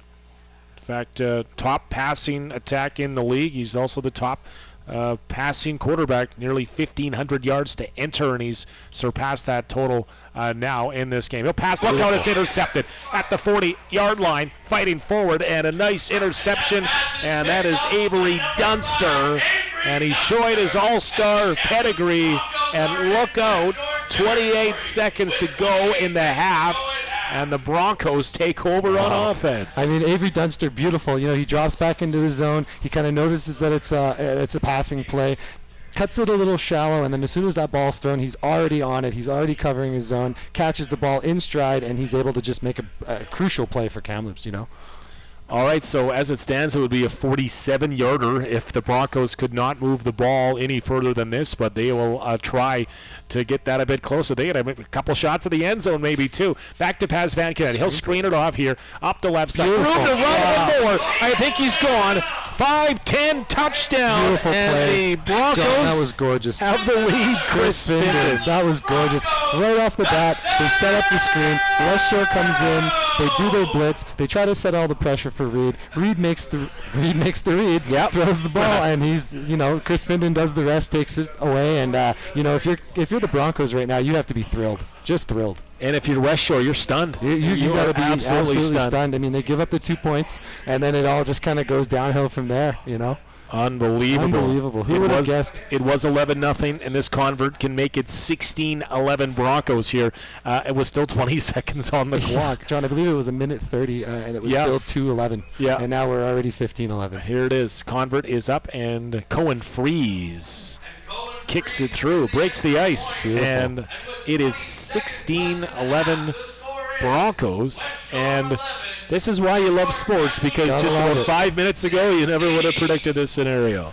Yeah, if you would have told me at the minute 30 mark it'd be 16-11 with 20 seconds left to play, I don't know if I'd believe you, John. If you had the first half under on 24.5 points, let's say, you just lost your under bet there in about the last minute or so. Didn't take much. Speaking from experience here, so here we go. The West Shore Rebels now trail by 5, and head coach Chris Beattie on the other side. I don't know what it's going to be like inside the West Shore locker room at halftime, but I wouldn't say it would be your favorite place to be in the interior, to say the least. I mean, it's probably quite a bit of pressure for a team like West Shore too, because they are supposed to be the top dog right now in this game. They are supposed to be leading, considering last week. So you gotta think about their mentality, how they're feeling now, especially with it being 16-11. So a kickoff will come from Freeze, and if you're Freeze, just try to pound it as far as you can. Maybe you get a single point out of it. That's right, exactly. With the wind, although the wind, as we speak, is in the favor of the Broncos, but not blowing as strong as it has. Freeze kicks off, and it is into the end zone. Beautiful. And it's going to be chased all the way back in the end zone. Garrett Hardesty has touched it. Now he'll field it, and he'll have to take a single point here. And the Broncos add another one Up by 6 in the final seconds here. Cohen Freeze has a leg. He can kick. It makes me personally think, well, what if they opted to kick that short little, that little chip field goal shot? Yeah. Now they're up, instead of 16, they're up an additional point because they wouldn't have got the 2. But, all the points, they really add up. 17 unanswered points in the last minute and a half by the Broncos. And if you're West Shore, you can't get to the locker room quick enough. Take 2 knees and get out of Dodge here and try to regroup.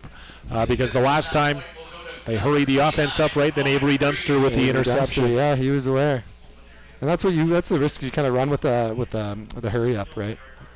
Wow. All right, so Jesse will take this in the shotgun. I would assume he would just try to keep it on the ground here, but we'll see. This is the BCFC. This is the game of the week on TELUS, and we got a game of the week. Up the middle to Hardesty, looking for a bit of room, fighting forward. Still on his feet, crosses the 45-yard line, stood up at the 50. Good gain, nearly of 20. And it will be a first down. Good tackle there, but not after a large gain on the West Shore side. I think they called the game of unofficially 16. West Shore calls a timeout, so they don't want to run to the. I was just they don't want to get to the number locker room. 75 Hayden Tiller. He made a nice block that kind of set up the initial, the yards after the contact, essentially. So yeah, I mean that was a crucial play by number 75. Good awareness.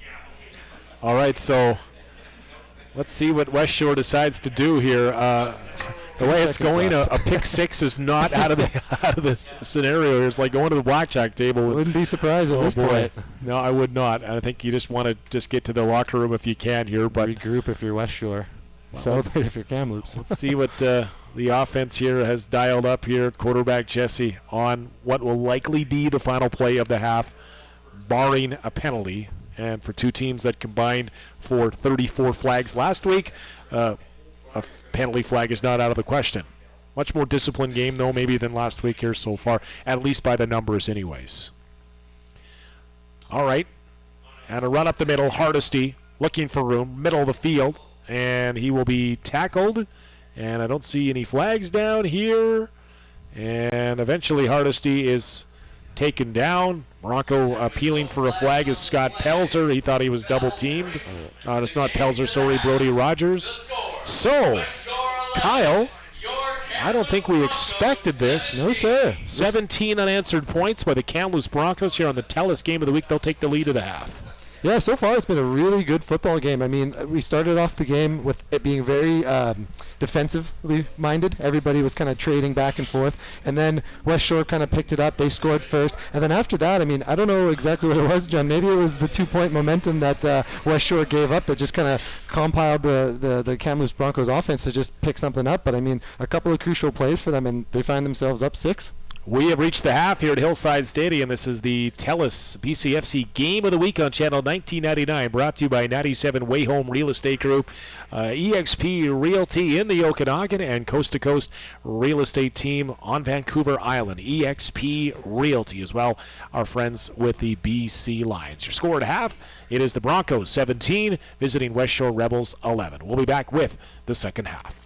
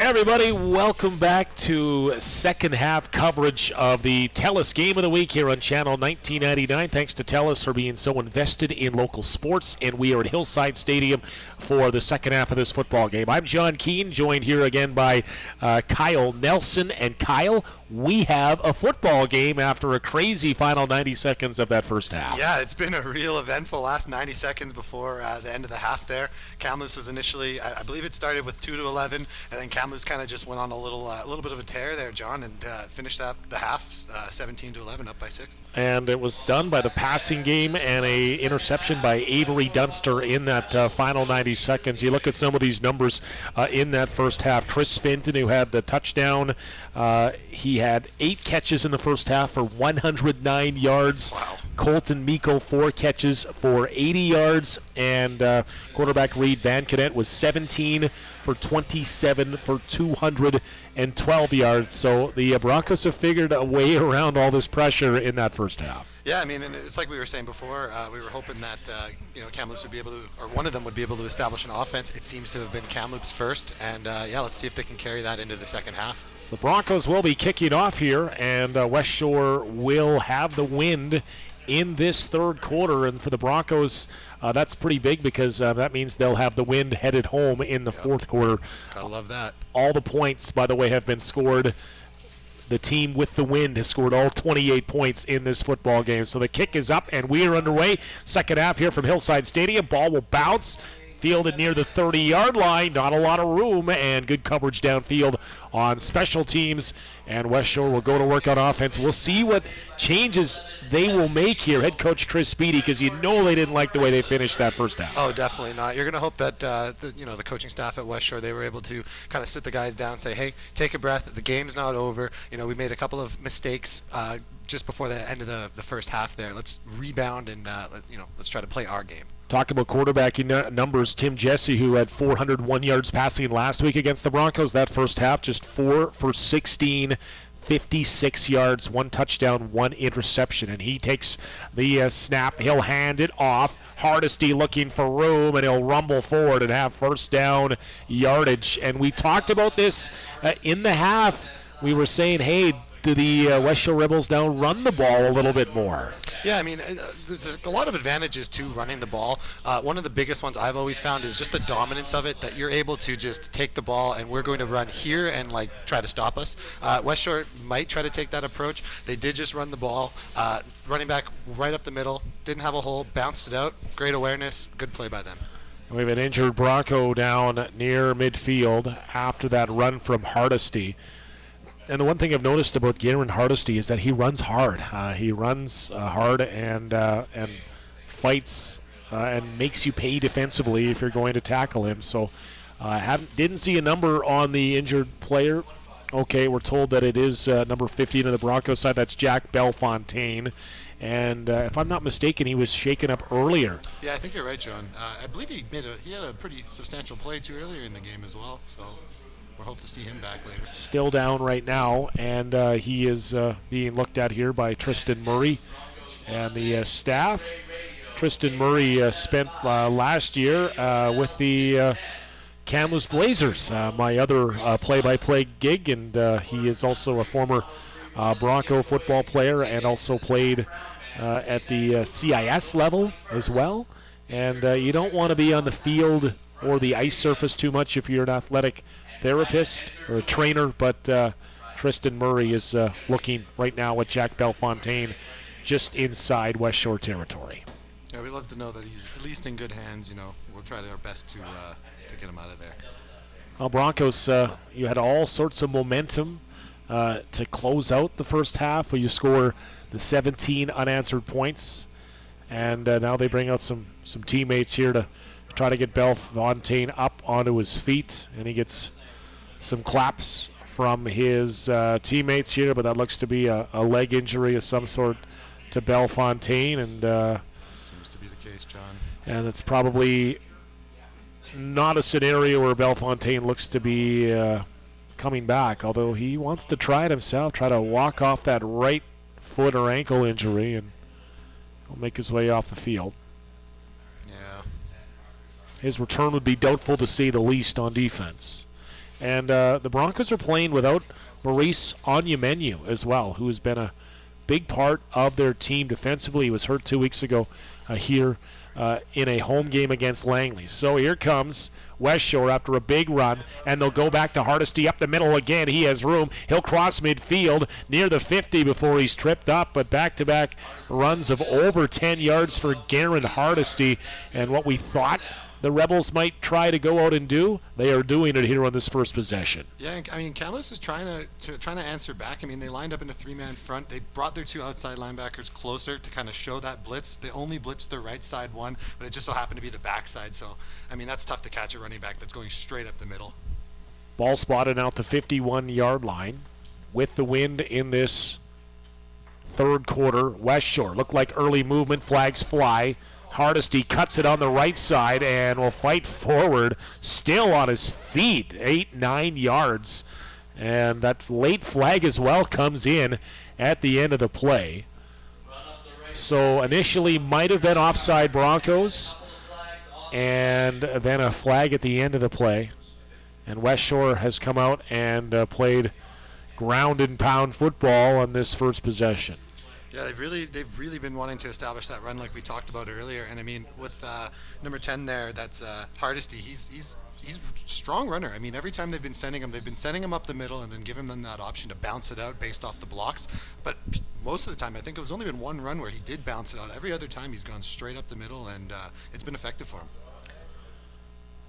So offside, and also a... Okay, so a procedure, and I think was that an unnecessary roughness call against the Broncos? I thought offsetting penalties, yeah. And they'll repeat first down. They should have to spot the ball back to where it was, I believe, here.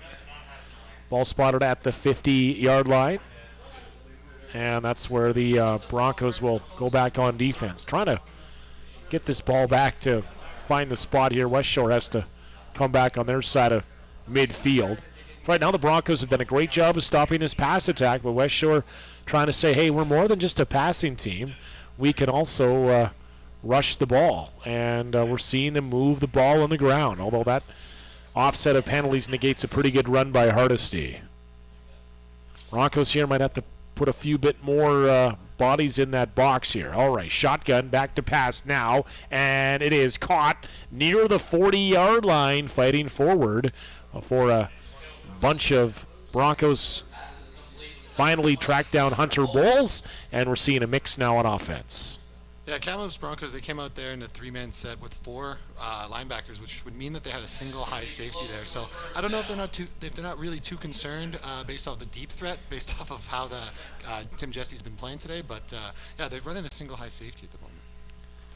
So that brings up, they're going to move the chains here. I think so a late call on the first down. It's just enough by about a football to move the chains on first down. So West Shore gets a fresh set of downs. It looked like they were going to be in control of this football game, building that 11-point lead, but the Broncos storming back late in the half to lead by 6. Although West Shore now trying to tie this football game up on this possession or more. Handoff, Hardesty, the delayed handoff, rushing forward. He is near the 35-yard line. He's tackled, but not after a gain of 6 yards. Yeah, John, Kamloops has been, this time they lined up 3, but they bring in those 2 outside linebackers, more so like defensive ends at this point because they're pinching in the linemen. But every time they do that, they're not really attacking the QB. Those outside guys are more playing a contain role. They seem to be really concerned about the play being bounced out on them. So it is second and about 4 for West Shore here on offense. Hillside Stadium, TELUS Game of the Week, Channel 1999 as well, tuned in on bcfctv.com. Shotgun, Jesse, he will run up the middle, has some room, crosses the 30, across the 25 before he's eventually tackled, but on the ground, quarterback keep, and Tim Jesse has moved it for a first down. Yeah, Jesse found the middle, the gaps that were straight up the middle there. That's one of the problems that you can have with zone is, your guys drop back and you leave that middle of the field open, especially if you don't have a spy or a contained player. So first down, and West Shore, this, dare I say, has been their best drive of the football game here so far. Jesse in the shotgun. 5 receivers, 3 to his right, 2 to his left. And he'll go back to pass. Over the middle, has a man, touchdown. West Shore answers right back on a short drive, right up the middle. And that's complete for Cairo Berry. And Cairo, and that West Shore touchdown, they made that look pretty easy, showing the pedigree of a 4-1 football team. Yeah, I mean, I think part of that, part of the crucial aspect, is to that was the fact that they mixed up the run and the pass. They did a good balance between the two to kind of keep Kamloops honest at all times. All right, so the convert would give West Shore the lead, and it's the sure-footed Simon Hales here one more time. Trying to break this tie. And he's 23 of 24 on converts. Good snap, and he's good. So West Shore answering right back and maybe regaining momentum. More points with the wind, and again, all the points in this game have been scored with the wind. That's 35 points, and West Shore makes quick work of that 4 minutes into the quarter, and they have the lead here by a point. Yeah, it just goes to show that the wind is genuinely a factor. I mean, like you said, every points that have been scored so far have been, with the wind in favor from them. So the Broncos now trail by a point. They'll get the ball back on offense here, and we'll see if they can continue this short passing, this screen passing game that has sprung for some big plays on the Broncos side. Broncos, of course, would love to take up as much clock as they can in this quarter, get that win coming home as they look for what's been an elusive win at home so far this season. Their two victories have both come on the road in Prince George, in Nanaimo against Vancouver Island, and here is the kickoff, and it's pounded deep by Simon Hales. Handled near the goal line, across the 15, and not much room there. Great play on special teams. Gang tackled. And trying to get a number on that returner. It was up at 24 there, John. And it was Chris Finden. Sorry, Caleb Sens on the return once again. Yep. So now, West Shore is seemingly taking the momentum of this football game back over. And this is junior football to a T right now. See, the Broncos can respond here on offense. Ball only spotted at the 19-yard line, 18-yard line. Forward progress for Sens before he was buried. And Van Cadet back to work on offense from the shotgun. Pressure not coming this time. It's Jagorczyk up the middle, and it's a positive run for the Broncos. Cam Jagorczyk, who's been out with injury, gets about 5 on first down. Yeah, West Shore lined up that time, and it's pretty much the same formation that they've been lining up in the first half as well. 4 down linemen. It's been working great for them, so no need to alter it necessarily. Kamloops comes out in a run-heavy formation, though, so look for them to run. All right, again, second down. Give Jagorczyk 5. Again, up the middle. You called it. Jagorczyk will get a few, and he'll be short of the first down. It's a third down scenario. Oh, we got a little bit of a scrum going on. Look out. And there late flags. We were waiting for the flags, and we had a pretty good view of that from our spot, and that was Tarek Polius involved on the West Shore side, and it's going to be a costly flag if it's only one team penalized. Bit of a scrap going on at the end of that play in the pile. And for the most part, this game has been disciplined, and that's a relative scenario. But being that's a 15-yarder and a first down. Yeah. So personal foul, and it's if you're West Shore, you're thinking we have just forced the Broncos into a punting scenario, and all of a sudden, second life on the 15-yard penalty. And that's the painful reality of penalties at times, is it can really cost you key scenarios, and you really got to limit those.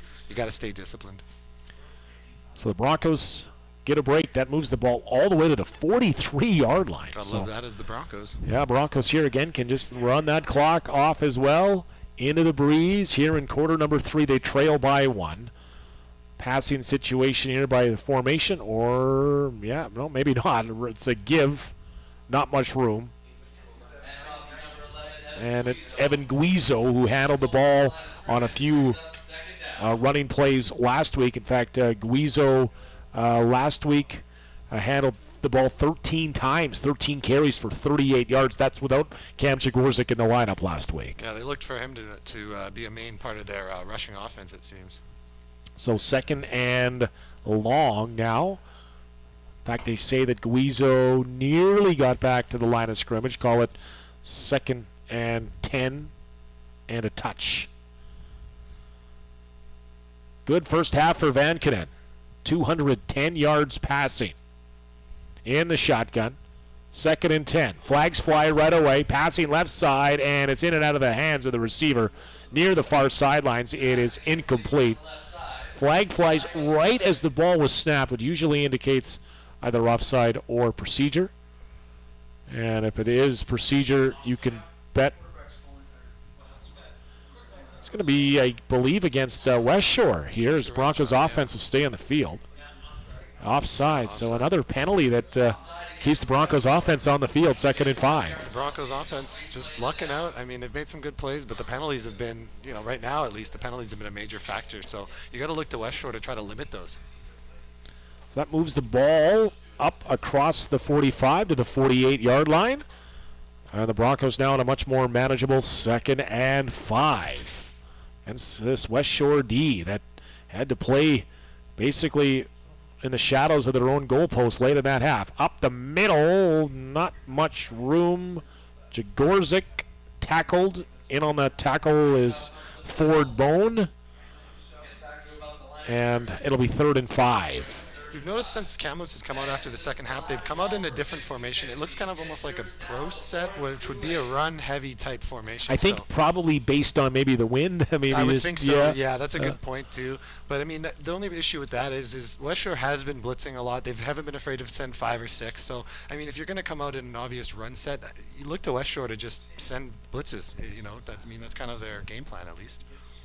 So a punting scenario, give about a yard on that 2nd down play. So 3rd and 4, and likely Thomas Jeeves will be punting this one away one more time on a windy and hazy night for the first real time this summer. I've actually smelt a bit of smoke in it's been a great summer in the interior. It's been hot. August was apparently the hottest August on record for Kamloops, but for the most part we've steered clear of the forest fires. High snap handled by Jeeves, and he gets it away. Good play. It'll bounce near the 35, chase back near the 30, and again it'll be a no yards penalty and just the 5-yard variety, but I think it's almost by design of the Broncos. They don't want a big punt break here on special teams. They'll accept the 5-yard penalty. Yeah, that's a good point, John. I mean, I was just going to comment on that. It's like you'd think, he had every opportunity to give him his distance. Yes. But you're right. That could have been just. It has to be intentional. Right, by exactly. the looks of it, right? I mean, he ran right beeline to him, so unless he thinks he's playing the American rule set, Yeah. I don't exactly know. But, I mean, that seems to make sense. Yeah, this is Saturday football, not Sunday football. And 5-yard penalty moves the ball across to the 33-yard line, and let's see if this West Shore offense can stay hot after marching most of the length of the football field for 7 points on their last possession. 7 minutes to play, 3rd quarter. West Shore is up a point. It's Tim Jesse again in the shotgun scenario. They've been running the ball, getting back to the running game. They'll do it again here with Hardesty up the middle. Not much room this time. Maybe 2 for Hardesty. Good tackle in there. I think it's Avery Dunster in the mix, and also Brody Rogers. Yeah, that time Kamloops Broncos defense did a good job to shift down towards the ball. I mean, they're no stranger to notice that West Shore has been running. They've come out in that same formation where they've either had the running back to the left or to the right, and they've either gone up the middle and bounced it out. So they should be expecting that by now. Game of adjustments on both sides here. Exactly. It's a really good matchup with the coaching staff trying to make adjustments and counter those adjustments made. So 2nd and call it 8 here for West Shore. Jesse takes the high snap. He's going to air it out down the middle, and he overthrows the intended receiver. Way intended for Kawame Franklin, but this wind maybe put that one out of reach. Punting scenario. Yeah, West Shore on that play, I think it was Hardesty, number 10 there. He faked like he was going to block, and then he rolled out into the flats, and I don't think Kamloops really picked up on it because it looked like that linebacker kind of shot in towards him. So if Tim Jesse would have kind of taken a look to his left, he probably would have seen Hardesty kind of just wide open with some green. I mean, you never know until it actually happens, but. Well, Broncos will get the ball back, and this punt will be with the wind. One returner back for the Broncos, maybe a little shallow because punter can let it go, and it's a good spiraling punt handled near the 30-yard line, and still some room up the left side and out of bounds to the 45-yard line. Caleb Sens again, who's the return specialist and also the receiver, has the Broncos in decent field position here for offense. Well, I'd like to welcome everybody who's watching tonight on BCFCTV.com. Special hello to the parents tuned in. I know sometimes it's not easy to get to Kamloops or see your boy play, or if you're West Shore, you're watching your team on the road. So hello to the parents on both sides, and as well to our folks watching on TELUS Channel 1999 for the TELUS Game of the Week here, BCFC Football. John Keane calling the action. Kyle Nelson beside me, our color commentary. It's 1st and 10 from the 45-yard line. Broncos go back to work on offense. Shotgun, wind blowing as it's screened out. Caught, not much room there. Wrestled down with one hand on the tackle after Mapoyu had not much room there. Good tackle, and it's 2nd and long. That's the second time, I'd say, in the last couple of minutes, 2-3 minutes, that Kamloops has ran that same kind of play. They changed it up a little bit on there.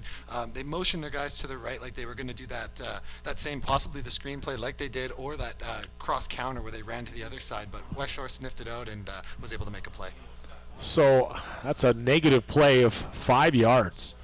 And it brings up 2nd and 15 after Mapoyo was tackled immediately for a loss. They'll screen it again.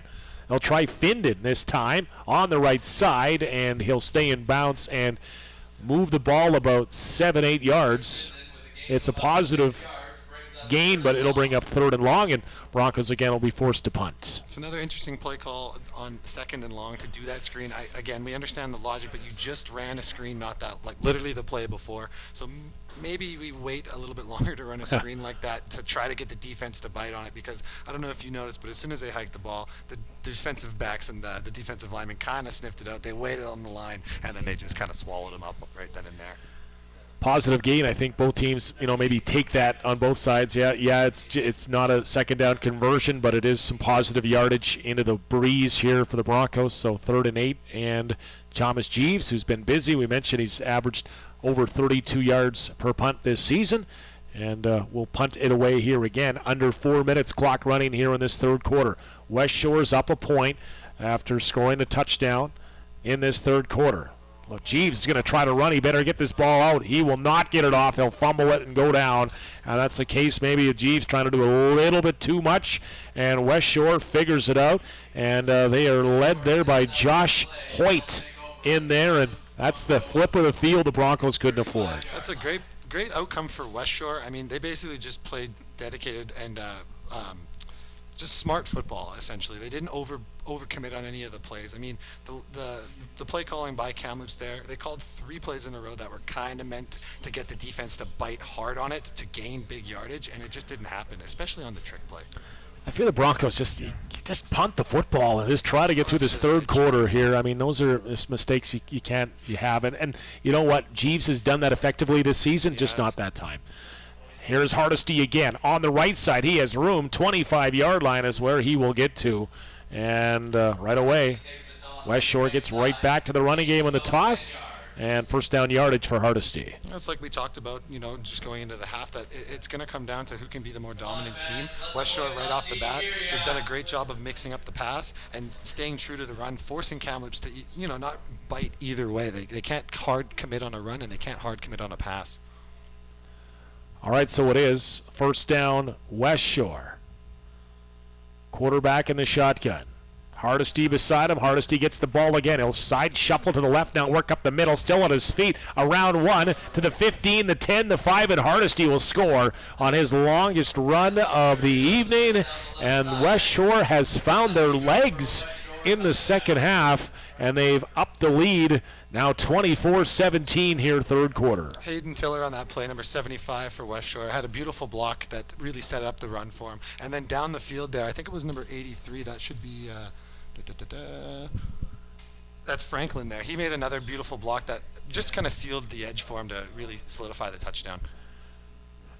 Kwame Franklin and now the convert here from Simon Hales can extend the lead, and West Shore with the win has done what they needed to do, and that is add some points. The wind howls again, the big lean of the goalpost here, if you can see that back on your screen, and that convert is good, and the Broncos wouldn't call it a turnover. I guess it is a turnover on downs somewhat. Didn't really get the punt away at all, and West Shore makes short work of that and take the lead now 25-17. If you're the Broncos, you got to be really wishing, like, maybe we should have taken the punt. I mean, they were kicking into the wind, but it's still, you don't necessarily want to do a fake that close. I mean, it's just super. Well, I don't know if there was a fake. But Jeeves loves to sort of get as close as he can to that line of scrimmage before getting the ball off and trying to punt, like maybe, add about 5-6 yards to the punt total to try to flip the field. But in that case, it was just maybe trying to do too much, but Jeeves has been very effective at that this season. So Broncos will get the ball back, and they'd love to carry this possession into the fourth quarter if they could. All of a sudden they trail by 8 after leading by 6 to start the third quarter. Yeah, West Shore's just come out and played, solid football, so more props to them. So Hales will kick off. He's showing a big leg so far this evening. Another nice kick. And this one will be handled by Sens at the 6-yard line. Sens into the middle of the field, looking for a block and looking for more room right into his own player on special teams, his teammate, but not before Sens gets near the 35-yard line and gets the Broncos here going on offense. That was some great vision by him there. He found the seam, he found the block that he needed to, and he was able to put his offense in a decent field position.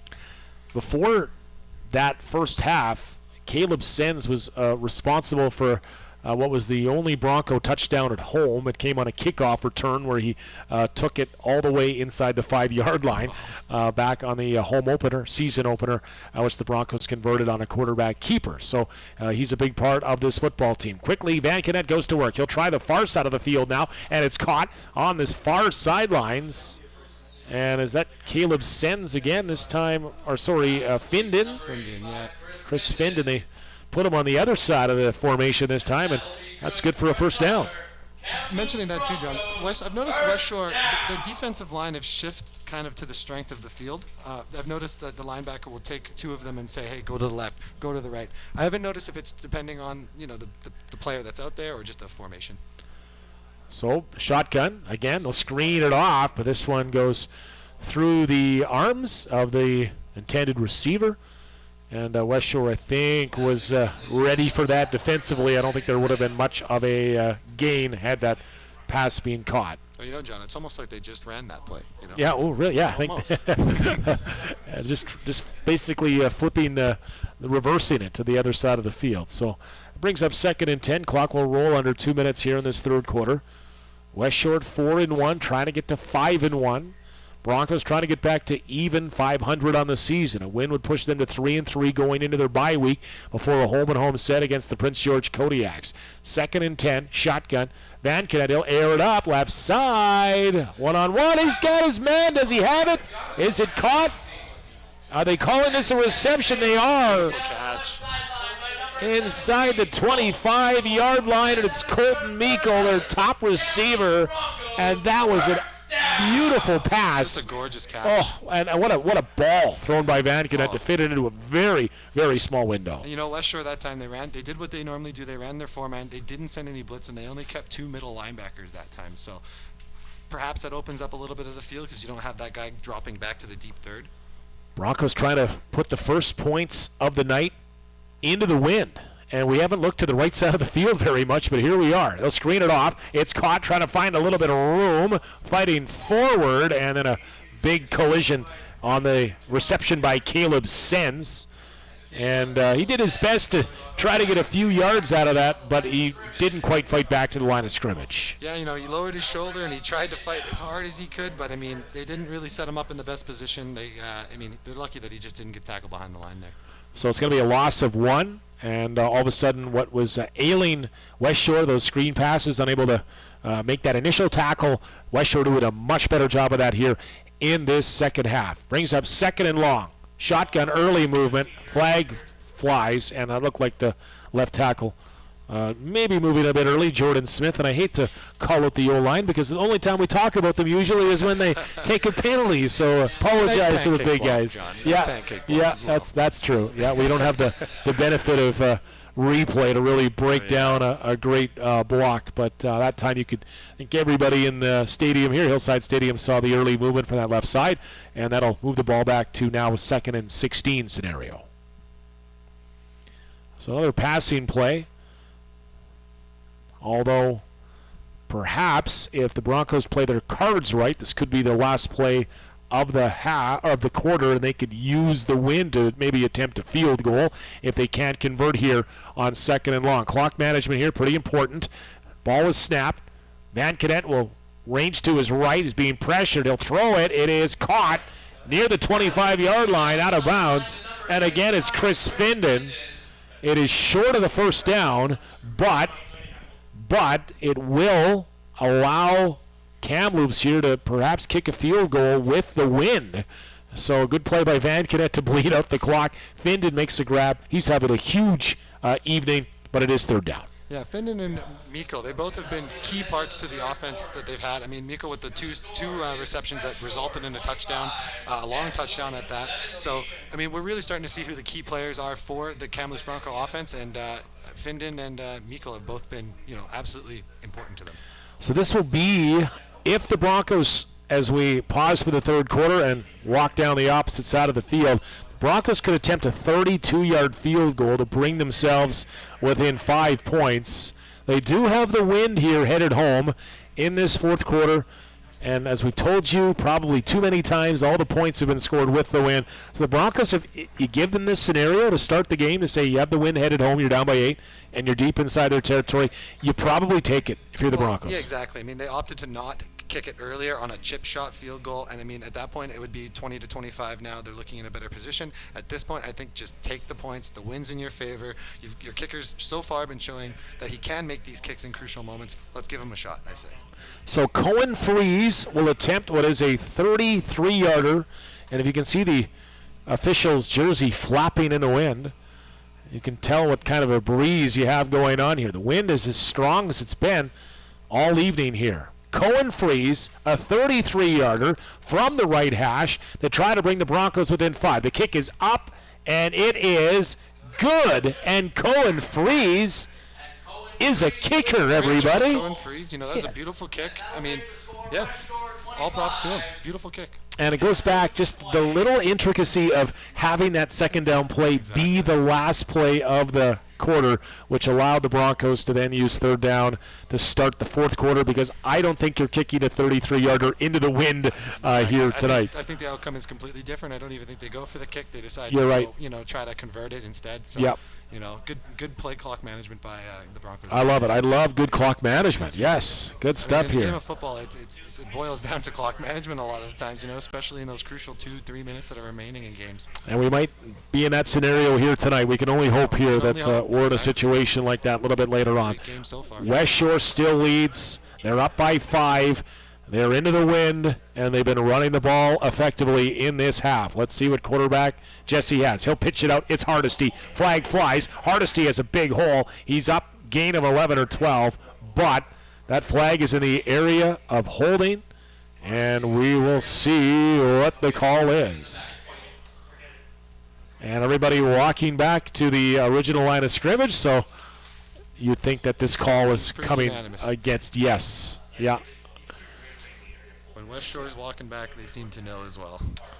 So that's a positive 1st down play for the Broncos on D, but there has to be some concern that West Shore has ran the ball so well in this half so far. Yeah, and I mean, the thing about it, too, it's not just that they've ran the ball. They've ran the ball out of the same formation with the running back to the left or the right. They've thrown it out of that, so it's really probably making it really difficult for Kamloops to get a gauge on exactly what West Shore is going to be doing, because they see him on the left side. Is he going to stay in and block, or is he going to leak out and go into the flats, right? So they really have to be vigilant with it. And Kyle, it was a chop block, 15-yarder. So it wasn't a hold. It's even worse. It's the 15-yard variety. And it will be 1st and 25 here for West Shore on offense. Negated a 12-yard run, and instead they back him up 15. Over to pass and caught by Zion Brown. Gets about 10 on that reception, but it brings up now 2nd and about 15. So it's not a bad trade if you're the Broncos.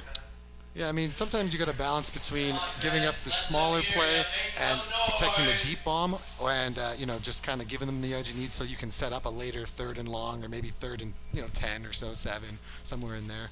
Night falls over Hillside Stadium as we pass 8 o'clock here on this Saturday night. Warm evening, warm day today, warm breeze.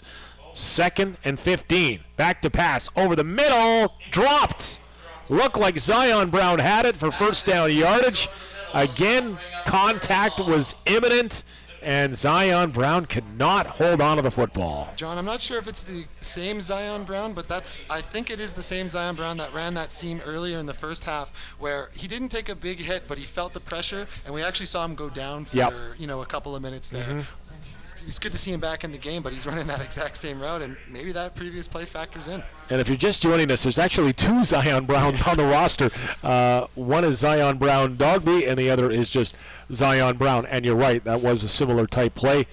Brown took a midsection shot in the first half, couldn't hold on there. Punt into the wind here for Simon Hales, and another nice good punt into the breeze will bounce out of bounds. Great punt. Yeah, definitely is. Across the 45, so spotted at the 42-yard line. Broncos have the ball back. They're down by 5, and we're in for a pretty good finish here at Hillside Stadium. He's been consistent with his punts today, too, whether it be against the wind or with the wind. He's been booming it. Very good leg. Yeah, it's like, golfing into the wind. Exactly. If you hit it solid, it doesn't move very much, but when you don't hit it solid, that's when you can have some issues. So out come the Broncos on offense after putting up 3 on their last possession. Screen pass has been their go-to. It's been effective in the first half, not so much in the second half. Back to pass. They'll fake it. Ran into the running back, Mapoyu. He's going to pitch it back to the quarterback, and it turns into a little bit of, we call that recess football. Rugby almost going back and forth, and that's a big loss of 5. I mean, John, it boils down to just a broken play on the Broncos end there. It seemed to me as if it was a miscommunication between the running back and the quarterback as to who is getting the ball. It seemed like the running back thought he was going to get the ball, and it seemed like the quarterback thought he was going to keep the ball. It's just a chaotic mess all in the backfield there. My question is, where's Cam Jagorczyk? He's on the bench right now, and he doesn't look happy. So I'm not sure if he's out of this game due to injury, but he is sitting on the bench near the 40-yard line, and he would be a guy you'd want on the field at this point of the football game. So Jacob Mapoyo is in the backfield. It is 2nd and 15. Van Kenen back to pass. Well protected over the middle. Out of the reach. Looking for Colton Miko. And West Shore solid on D. But if you're the Broncos, you've lost your number 1 running back option in Cam Jagorczyk. Yeah, and I mean, that's a big hit for them if they do opt to keep him out. I mean, I don't know if he was injured at all on any of the plays this game, but I mean, to see him out of the game isn't necessarily a great sign. Well, he missed last week's game in West Shore. He was hurt at a home game here against Langley. Missed this past week, so I'm not sure if that's a reoccurrence of an injury, but Jagorczyk, number 24, is on the bench, and judging by his reaction during that series, doesn't look to be a guy that'll get into the game here. But a punt into the wind. It's a low snap, but Jeeves still gets it away.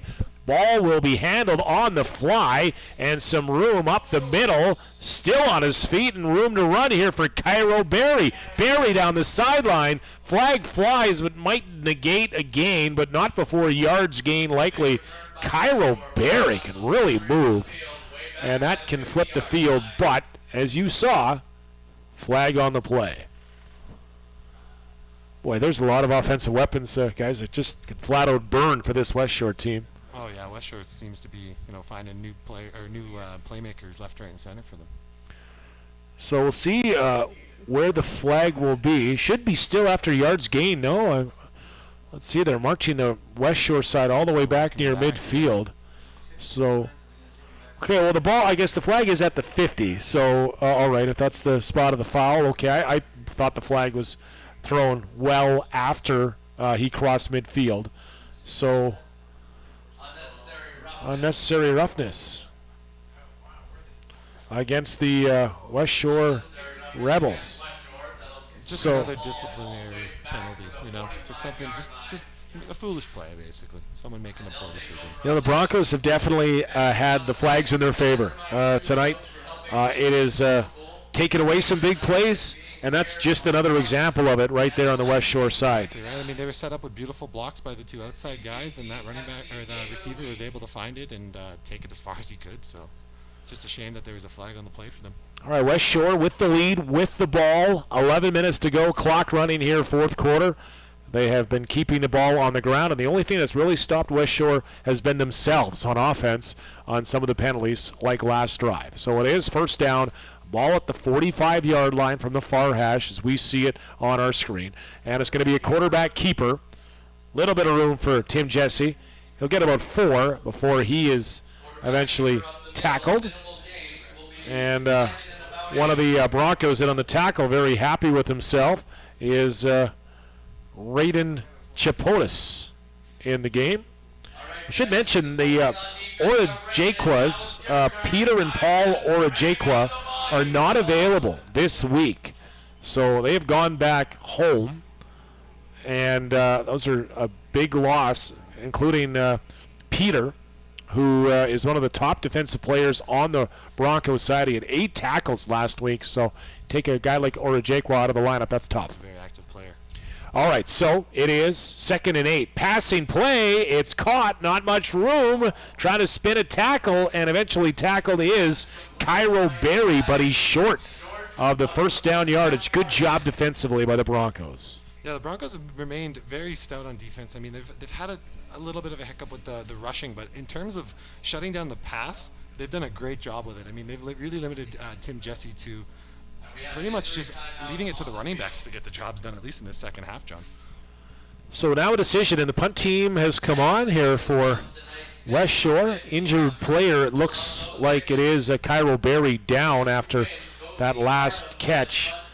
It's about 3 yards short of a first down near midfield, but West Shore with the lead. I guess you put faith in your defense. You just punt the ball away and try to defend. Well, their defense has shown that they can be trusted. They've played great defense so far. I mean, again, they had the hiccup in the beginning of the end of the first half. But I mean, other than that, they've played stout defense, and they're right to put their trust in them. Cairo Berry is up, walking very slowly to the sidelines. And barring a fake punt, Broncos should be in decent field position, barring this return. Again, that wind is blowing pretty steadily here once again in this fourth quarter. As they whistle play in, there'll be 9.5 minutes to go. Lots of time here in the Canadian game here to make something happen. Simon Hales, punter, stands. Oh, again, had to adjust, but handles the punt at his 35. Gets a high punt away. You wouldn't know that was into the wind. And hammered right away on a great tackle coming from Joey Rome. Keegan Curtis, who doesn't do a lot of these returns, handled that punt. But what a stick there from Joey Rome. Yeah, we haven't seen Simon do too many high punts like that, so it's kind of interesting to see him boot it high. Yeah. I mean, maybe... Is it not windy up there? I missed that. Maybe it was just he landed it wrong on his foot that caused him to boot it higher. I mean, usually if it's super windy and you're booting into it, you're going to kind of want to keep it lower just to get that forward momentum to get the ball as far as it can, right, to not get caught up in the air. Okay, so Broncos on offense. Jacob Mapoyo in the backfield. Quarterback Reed Van Kenen trying to cook something up here on offense. Pump fake. Now pressure, throws it over the middle, and he was looking for Colton Meikle, but I think, we got a late flag in here. Yep. And that's usually in the unsportsmanlike conduct area of the timing of it all. Yeah, it was towards the end of the play, too, so I would think you're correct on that one.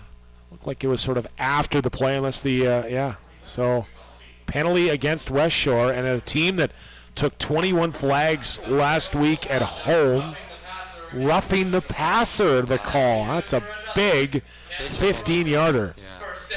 At what point on the West Shore coaching staff do you say, just grab your headset and chuck it down the sidelines, because these penalties are killers. Oh, yeah, no, they're really eating penalties, and it'll make a big difference for them. All right, so here we go. First down. They'll screen it out looking for Findon. And a late hit came in there near the end of that. But that was very active Nehemiah Ford Bone. We've called his name a few times.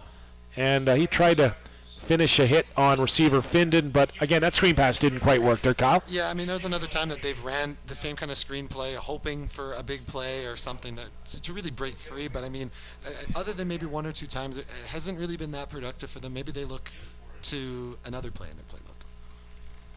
All right, so second down. And the Broncos here, all of a sudden West Shore is doing a much better job against the pass after giving up over 200 yards through the air in that first half. 2nd and 10. Van Kennett, shotgun, flags fly. He's under some pressure, eludes pressure, rolls to his right, pumps it, now lets it go, and it's caught near the out-of-bounds marker, near the first down marker. But flag on the play. Initial call, at least from some of the folks in the press box, indicated offside, but the yards would be enough for a first down if it stands. Yeah, John, as soon as the receivers hit the line, the flag came out. It's because they were maybe half a second early on the release. Well, they've decided not to throw the flag. They've picked the flag up. All right. I stand corrected. I've officiated a few games of minor football where the flag just falls out of your pocket sometimes. But that was thrown high in the air, so I don't think that was a little accidental fall out of the pocket. Up, John. It's a windy day. Yeah, unless you're the punter, Simon Hales, on that side, who is defying gravity. All right, so here we go. It is a first down after the reception by Jeeves, getting out of bounds on the West Shore side of center field. Van Kennett rolls to his right, throws downfield and out of bounds. Looking for Mikko, but had he even caught that, I think he was out of bounds. It's 2nd and 10. Van Kennett still getting some pressure. He's rolling to his right consistently, and now trying to get the play in here from the sidelines. Yeah, we've noticed he is getting a lot of pressure, and I mean even if West Shore is only sending 4 or maybe 5 on a delayed blitz, I mean they're really putting a lot of pressure on the offensive line, which is kind of sandwiching his pocket, which makes it a lot harder to complete these passes. Hence why he's rolling out of said pocket. So the ball spotted at the 52-yard line. Broncos in a 2nd and 10 situation. A penalty-aided drive here so far, most notably the roughing the passer call of a 15-yard penalty. Van Kennett organizing, screens it out to the right side, and it's dropped. Not a lot of room, but West Shore was all over that play. Again, they tried that screen pass. It's their favorite play to call. Yeah, and it's been effective, but not so much in this second half. A punting situation. Broncos plenty of time on the clock here, but they'll need a quick stop on defense here on the West Shore side. You know, the problem I always had with the screen pass is it requires the defense to not be expecting it. And if you call the screen pass every 2 plays, they're going to start to expect it. The D-line's not going to rush as hard. They're going to wait to see if someone's peeling off to go shift down. And I mean, it's almost very simple to You need some sort of a bite from defensively for it to happen, right? But maybe Broncos just trying to maybe outnumber. They're going to bring pressure. Maybe we just need to make a block. High snap goes over Jeeves' head. He will get it away somehow. There were flags in the play. He pounded that punt on the run. It's handled near the 15 and out of bounds West Shore. But there was movement at the line of scrimmage. And if this is offside, maybe you almost decline it because Jeeves got that ball away so well. Good punt. Yeah, I know. You pinned him inside the 20. I mean, that's kind of what you're hoping for. You pin him in best possible field position. Offside West Shore. So can you negate? You can't take 5 yards off the return. So I think you know what? If you're the Broncos, the way you see that last snap for Jeeves, we had one basically blocked and stopped. I think you just decline it and say that's pretty good. We have them inside their 20. Exactly. You know, that's a good enough punt. I mean, that's kind of what you're hoping for. The armchair coach up here has just made that call here, but they are going to repunt this ball. They're changing up their personnel, moving it back to the line of scrimmage. So they will actually take the 5 yards, and they'll accept the penalty and look to They're going to punt it again, or they're going to go for it now? I think is the offense back in the field here? I think you're right. Okay, all right. So I like the call. I think that's a good yeah, play. I didn't even have that scenario here in front of me here. So here we go. 3rd and 5. They are punting. Okay, so yeah, they're punting anyways. All right, so let's see if they can handle this snap first of all. And that's a better snap. And Jeeves will get it away. And remember, the initial yard was 18 and 18-yard line, and this is about the 16-yard line. So a 2-yard gain. Okay, all right. Jeez, Okay. with back-to-back nice punts, though. Yeah, Good yeah. field position for both of them, theoretically. You know, just in a windy night, special teams junior football, Yeah. sometimes you take what you get here and not run the high degree of difficulty play that could be a big negative play here. But, hey, Coach Van Kennett, that's why he's coach, and he gains the 2 extra yards, and West Shore takes over. Under 7 to play here, 4th quarter. West Shore back on offense. A passing team that has been forced into a run game here this evening. Leading the BCFC in pass yards, it was shut down in the first half. Fumbled snap, but now Jesse will keep it up the middle. The quarterback has some room, and he's going to dive forward. And what turned out to a broken play will be a first down for Tim Jesse right up the middle. Yeah, and I mean, I think the person that kept that play alive was Matthias. What is his last name here? Matthias Santos. I mean, he made a beautiful block that kind of sealed the defender away, that gave time for Tim Jesse to be able to read it, see where his offensive line's back is turned, and then run through that hole. Broncos here again. We mentioned just the 5 quarterback sacks entering tonight. That's last in the league. They're not a team that gets a lot of pressure. And again, they'll pitch it out to Hardesty up the left side. That one was better defended by the Broncos. Hardesty gets about 4 maybe. And this is a big play here for the Broncos defensively if they want to get the ball back.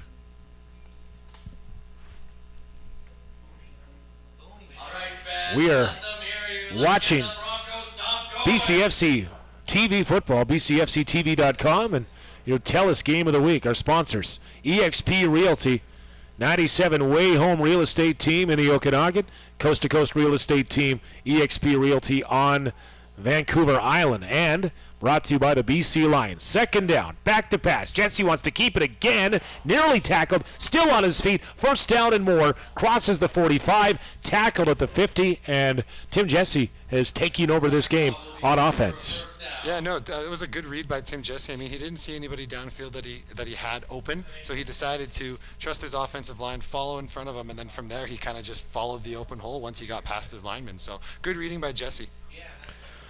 And he was able to shake that tackle and get 1st down yardage and keep the clock moving here as well. Up by 5, 25-20. West Shore leads 1st and 10 from the 50-yard line, their own 50. It's Hardesty. He'll cut back, gets around 1, has room on the left side of the field in front of the own bench, and pushed out of bounds. Brody Rogers was there in a position to make a tackle, but a tackle for a loss, but it was the young Garen Hardesty able to get 1st down yardage. Yeah, Garen Hardesty's having a great time running the ball in the second half. I mean, every time they've given it to him, he's been at least productive. You know, he's been running the rock hard. He's been really trying to get those extra yards, and he's really put on a good showcase so far. So great second half for him so far. I'm sure the Okanagan Sun will be looking at this tape for their next week matchup here against West Shore, but West Shore is showing the league that if you take away the pass, they can still move the ball on the ground, and they're doing that in the second half. This is a big sequence now for the Broncos. Now on the 50-yard line of Kamloops, Hardesty up the middle, has room, breaks 1 tackle, bowls over another, has, yeah, and that is north-south running on that occasion. That is inside the 40, and another 1st down here for West Shore. Now, if you're the Broncos, do you have to change how you're playing defense based on this drive? Yeah, I mean, they really got to stuff the middle. I mean, essentially, it seems like every time that they hand Hardesty the ball, he goes to the middle, and then he'll try to bounce it out somewhere. So you really got to shut down that middle option and then get your ends to contain that outside.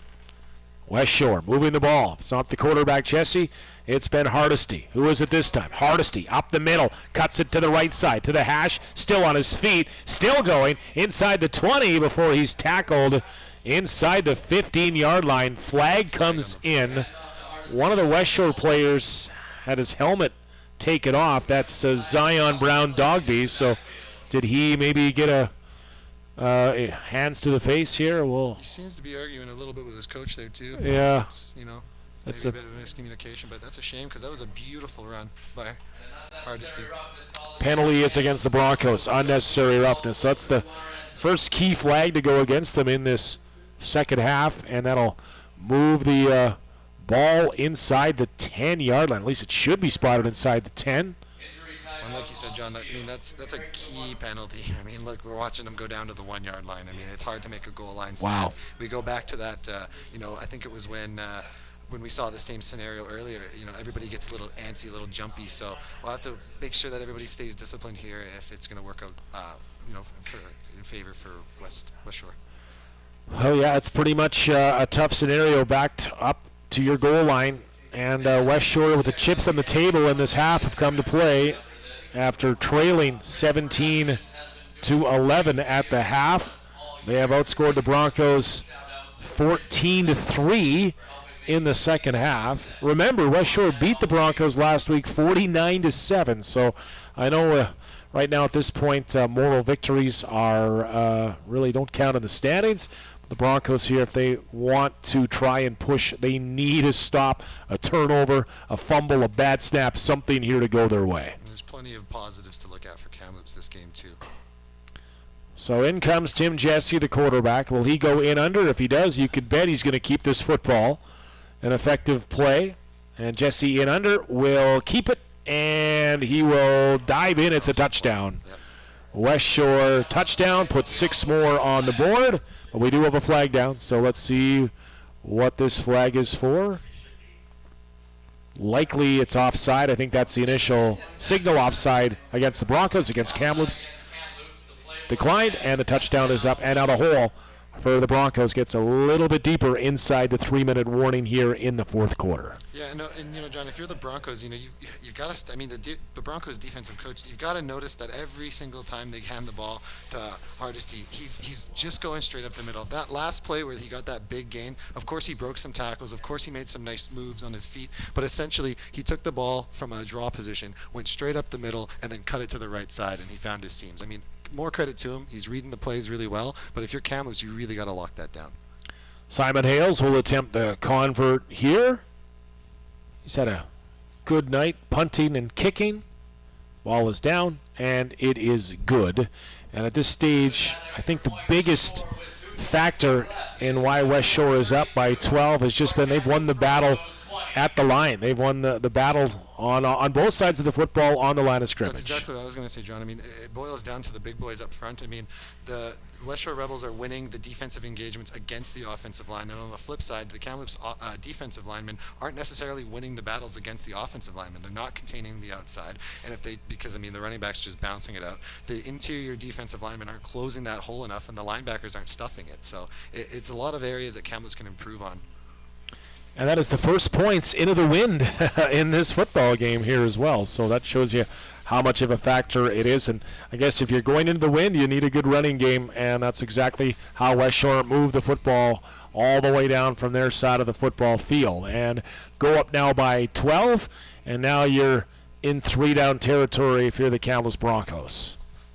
Kickoff to come from Hales into the breeze. Tries again for that little almost onside kick, and it's going to be handled. And just going down immediately, making the smart play is Brody Rogers. Second time he's had to field a play like that with the pressure coming. That's the exact spot that it went to last time. Yeah. Same player and everything. Yeah, and that at least gets the Broncos some field position to use. They'll spot the ball at the 40-yard line.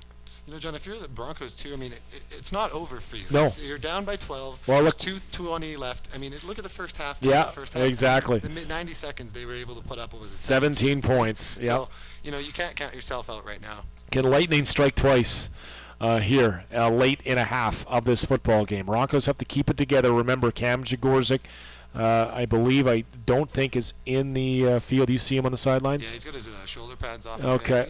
Or maybe that's somebody else, but. Yeah. Okay. Well, back to pass And he'll throw downfield. Good arm by Vankin. It has a receiver in double coverage, and it's caught.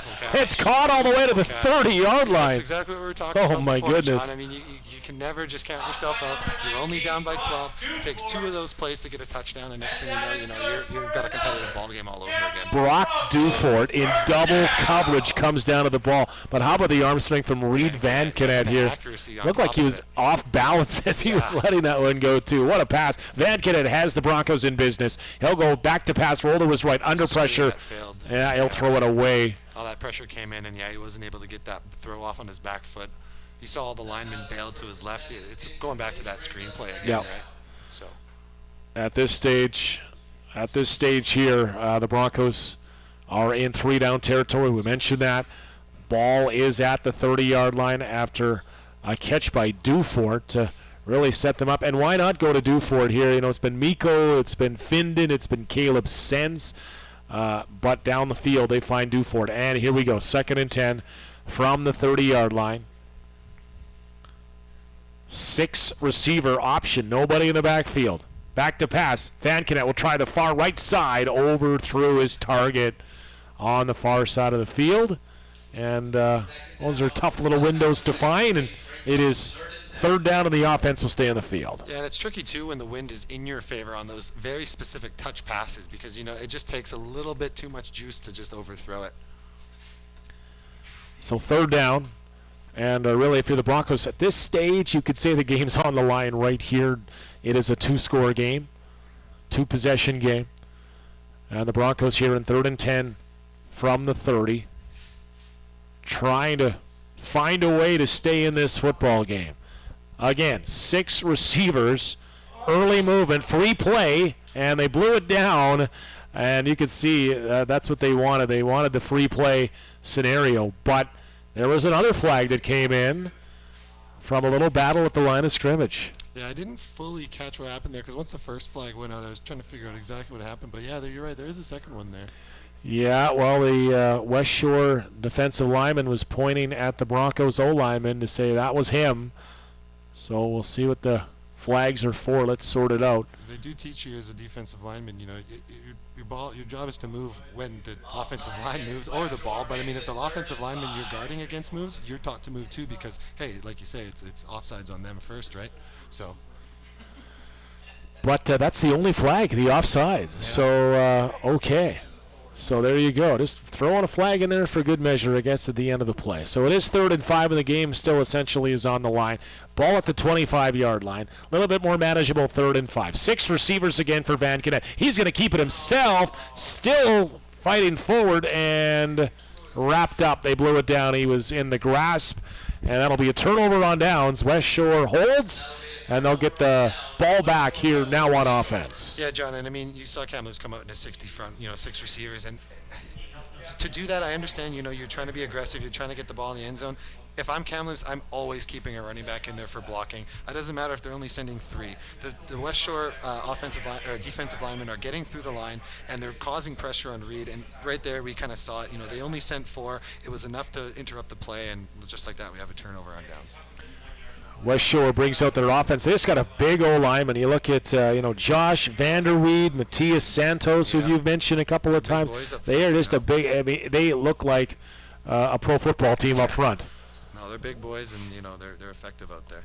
So let's see if West Shore can string together basically 2 first downs. And look out.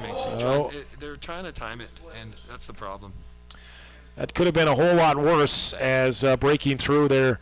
Untouched was Avery Dunster offside. Looked like he had a free path to the quarterback, but didn't elect to use it as Jesse was feeling the pressure. They blew the play down, which was the smartest scenario in that case. So it will be a offside call. And the Broncos here just basically looking for a miracle to get this ball back. Yeah, I mean, it's crucial for them, I mean, they need the ball at all times, more or less, they need to turnovers, they need to force big plays, they need to just make something happen. 1st and 5, West Shore trying to probably keep this ball on the ground, keep that clock moving if they can. Garen Hardesty right beside the quarterback here in the backfield. Running back will take it. Hardesty up the middle, fights forward, has the first down, has about 6 on the first down play. Everybody separates here. Fresh set of downs here for the West Shore Rebels. One thing we've noticed about Hardesty so far in the second half is, like, we've mentioned it already, but even up until, a minute and 40 left on the play, he's running hard. He's treating it like it's every possession he gets matters, like he's trying to earn that position. Even though maybe in a lock, but he's treating it like every time he needs to fight as hard as he can. 10 carries last week for 40 yards, and West Shore has changed up their offensive plan here in the second half, and he's seen a lot more action. He'll get another touch here, up the middle this time, falling forward for about 4. And it'll bring up 2nd and 6, and Hardesty has been the bell cow in this second half. Yeah, West Shore's really looked to him to kind of solidify their ground game and have a strong offense, and it's been a great plan for them. Every time they've given him the ball, he's been productive with it. Kamloops hasn't had an answer for it, so why not keep feeding him? Broncos called a timeout to try to preserve the 20 seconds or so on the play clock. And with minute 20, the Broncos will use their timeout. So looking to get a stop here if they can on second down and try to get that ball back on offense. Plenty of time left to play for them, too, if they do get the ball back. Well, we're in that magic 90-second window right now, aren't we?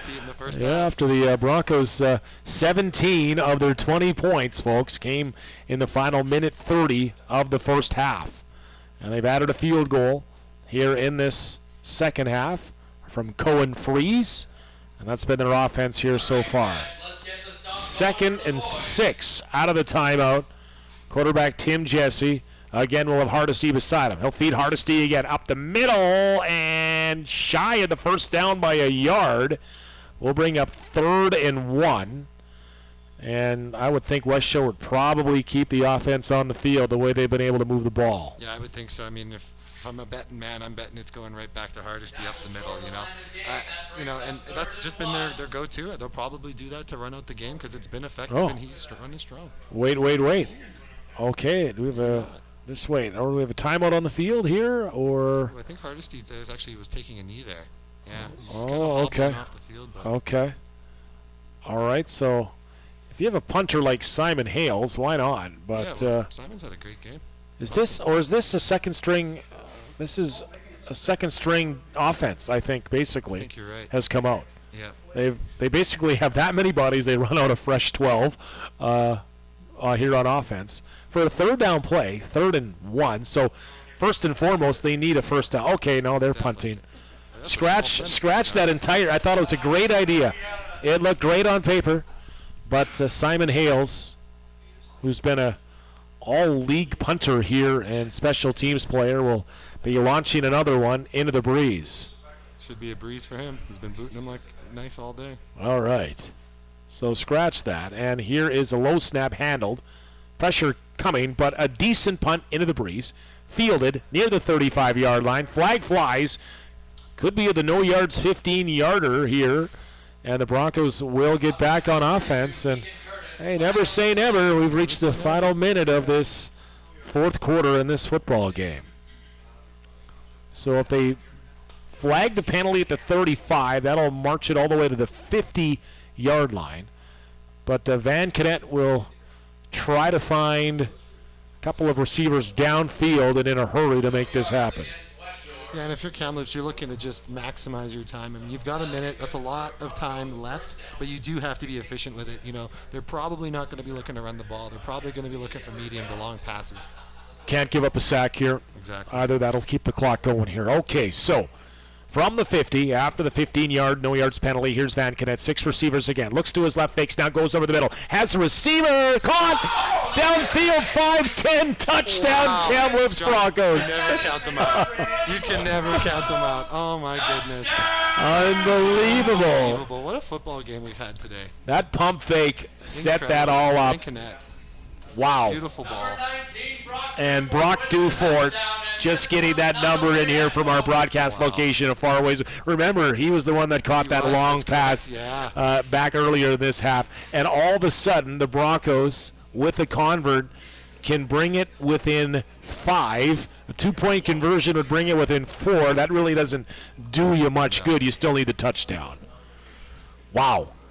That took 7 seconds. I couldn't believe it. Well, that's just it, right? I mean, so much time left, and you can never count it out until it's double zero or triple zeros. So the convert here from Cohen Freeze, and he slides it through, and it is a 5-point game. And remember, the Broncos have used their timeout, so this is fully onside kick recovery time. Yeah, a lot of pressure for Kamloops, but I mean, up until this point, this whole game, Kamloops has looked a lot better than versus last week. I mean, there's a lot of positives for Kamloops to sit down at the end of this game and look back on it. What did we do good? Where can we improve for? I think they have a bye next week. Is that right, John? Yes, bye so they week. have time to review the footage. They have time to break everything down. So maybe if they see this team later in the season, playoffs, whatever it might be, they'll have a little bit better footage and a better idea on how they can beat them. This is the Wild BC Junior Football League, and we're getting a taste of it here on TELUS Channel 1999 Local Sports. Thanks for TELUS for thinking about and broadcasting local sports across the province. And thanks to our sponsors as well as BCFC TV, your regular webcast provider. And now you kick this off and try to recover it if you can. So they'll use the left hash to see if Jeeves can dial something up here. Always difficult. The ball has to travel 10 yards. You have to line up effectively, and now the Broncos will switch sides here. Or is there a timeout on the field? All right. Well, we wanted a football game. We got a football game. Got ourselves a match, John. It is 32-27, as you can see, favoring West Shore. And the Broncos here, if they can somehow recover this kick, what would you say the percentages of an onside kick, generally speaking? Typically, I couldn't give you an exact number, but it's not the most likely thing, because like you said, it is very difficult to place the ball correctly, to have it be kind of fumbled out of the receiving person's hands, because they kind of have to touch it and and drop it. So it's a very precise kick that you have to land almost perfectly. So I would say it's very seldom. I would say 7%. Would that be? And that might be. I was going to say somewhere in the neighborhood of 1 in 10. Yeah, that would be maybe favorable here.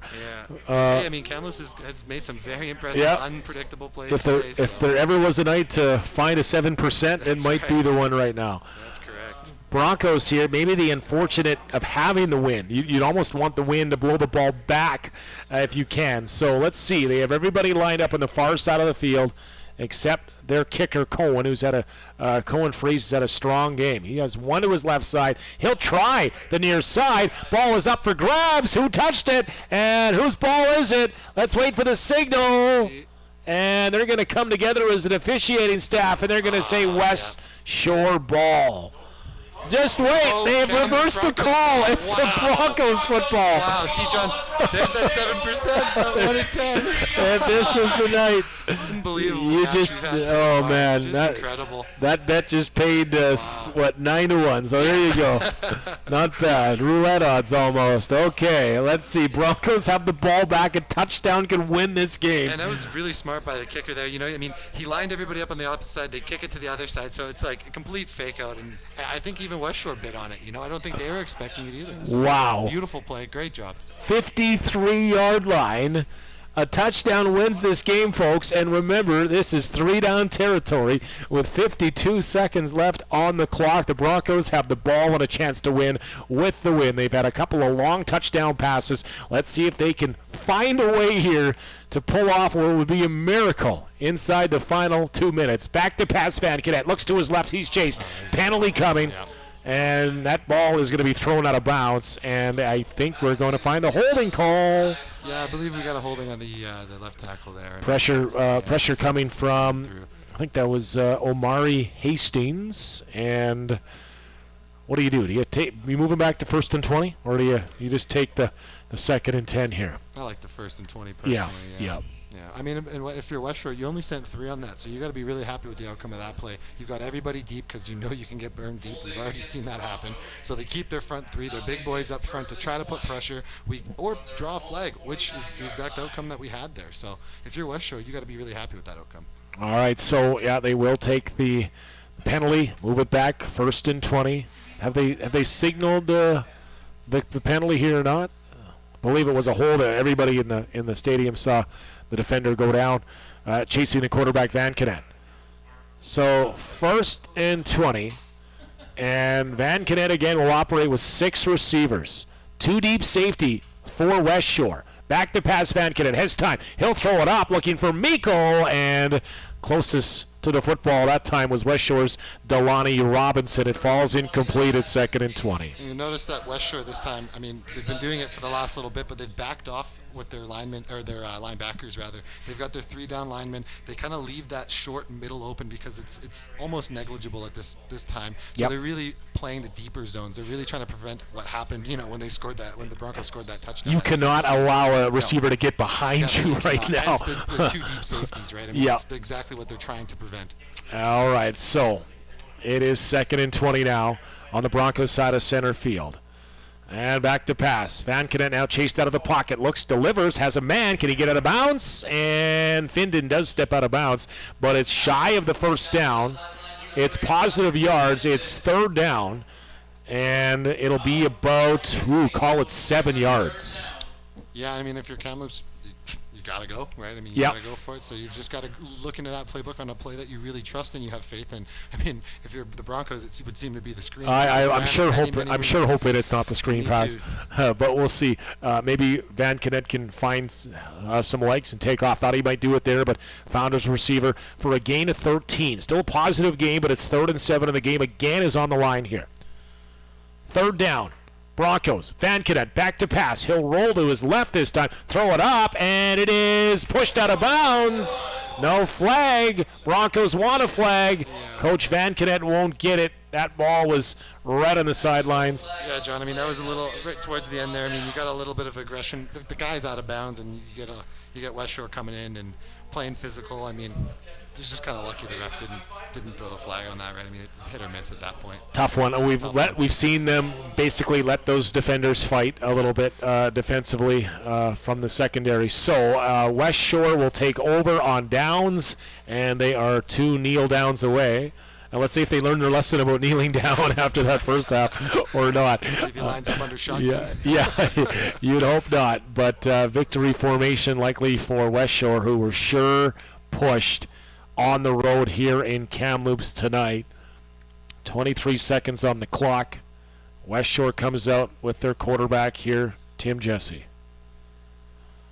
Looks to be victory formation here at least, or the kneel down. And the Broncos a little bit upset on defense. They had their chance for it. Ball is snapped, one knee by the quarterback. The Broncos have called a timeout here. So let's see. There's 21 seconds on the clock. It won't quite matter because it usually takes about 2-3 seconds to execute that play. So, but hey, credit the Broncos. They're not about to roll over and say this game's over. No, definitely not. So they will get their timeout in here at least to stop the clock. And then we got a late flag here from the sidelines, and you know what that means. Some chit-chatter from the bench, I believe, and that will end this game on the first down. Yeah, those penalties come right from the bench. And, yeah, that was an easy one. Someone on the bench said something, so that'll be a penalty that'll give the West Shore Rebels a first down, fresh set of downs. And it's a bench penalty against objectionable conduct. And another flag comes in here, so just wait. They just kicked out someone here. Yeah. It's a little unfortunate because it was a really good football game here this evening. And it remained competitive until the end. It was a great ball game to watch, a great ball game to be a part of. Everybody should be proud. Kamloops should be really glad with how they played, considering last week, to put up 27 and to defend against 32. I mean, yeah, there's lots of positives for them. They should really hold their heads high. A loss is a loss. It's unfortunate, but there's lots of positives to take from this. Well, they're really in the ear of the official who was the closest to that last incompletion on the sidelines that they felt maybe there was pass interference on. And Bronco bench now be losing a bit of the composure here in this one. They fought hard here tonight for sure. But it doesn't come down to just the one play. It looks like there'll actually be an ejection in this game as headed early to the dressing room or the locker room is David Wheeler, an offensive lineman.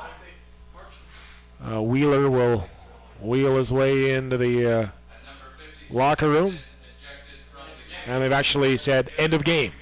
They have called the game here today, which it ends in an very unfortunate note. But Kyle, that was a heck of a football game. Absolutely great game, John. It was a pleasure to be working with you today. So. Yeah, great job, Kyle, in your color commentary debut. Thank you, sir. And you do it here on a provincial broadcast on TELUS Channel 1999. Broncos will take some positives from this game, Kyle.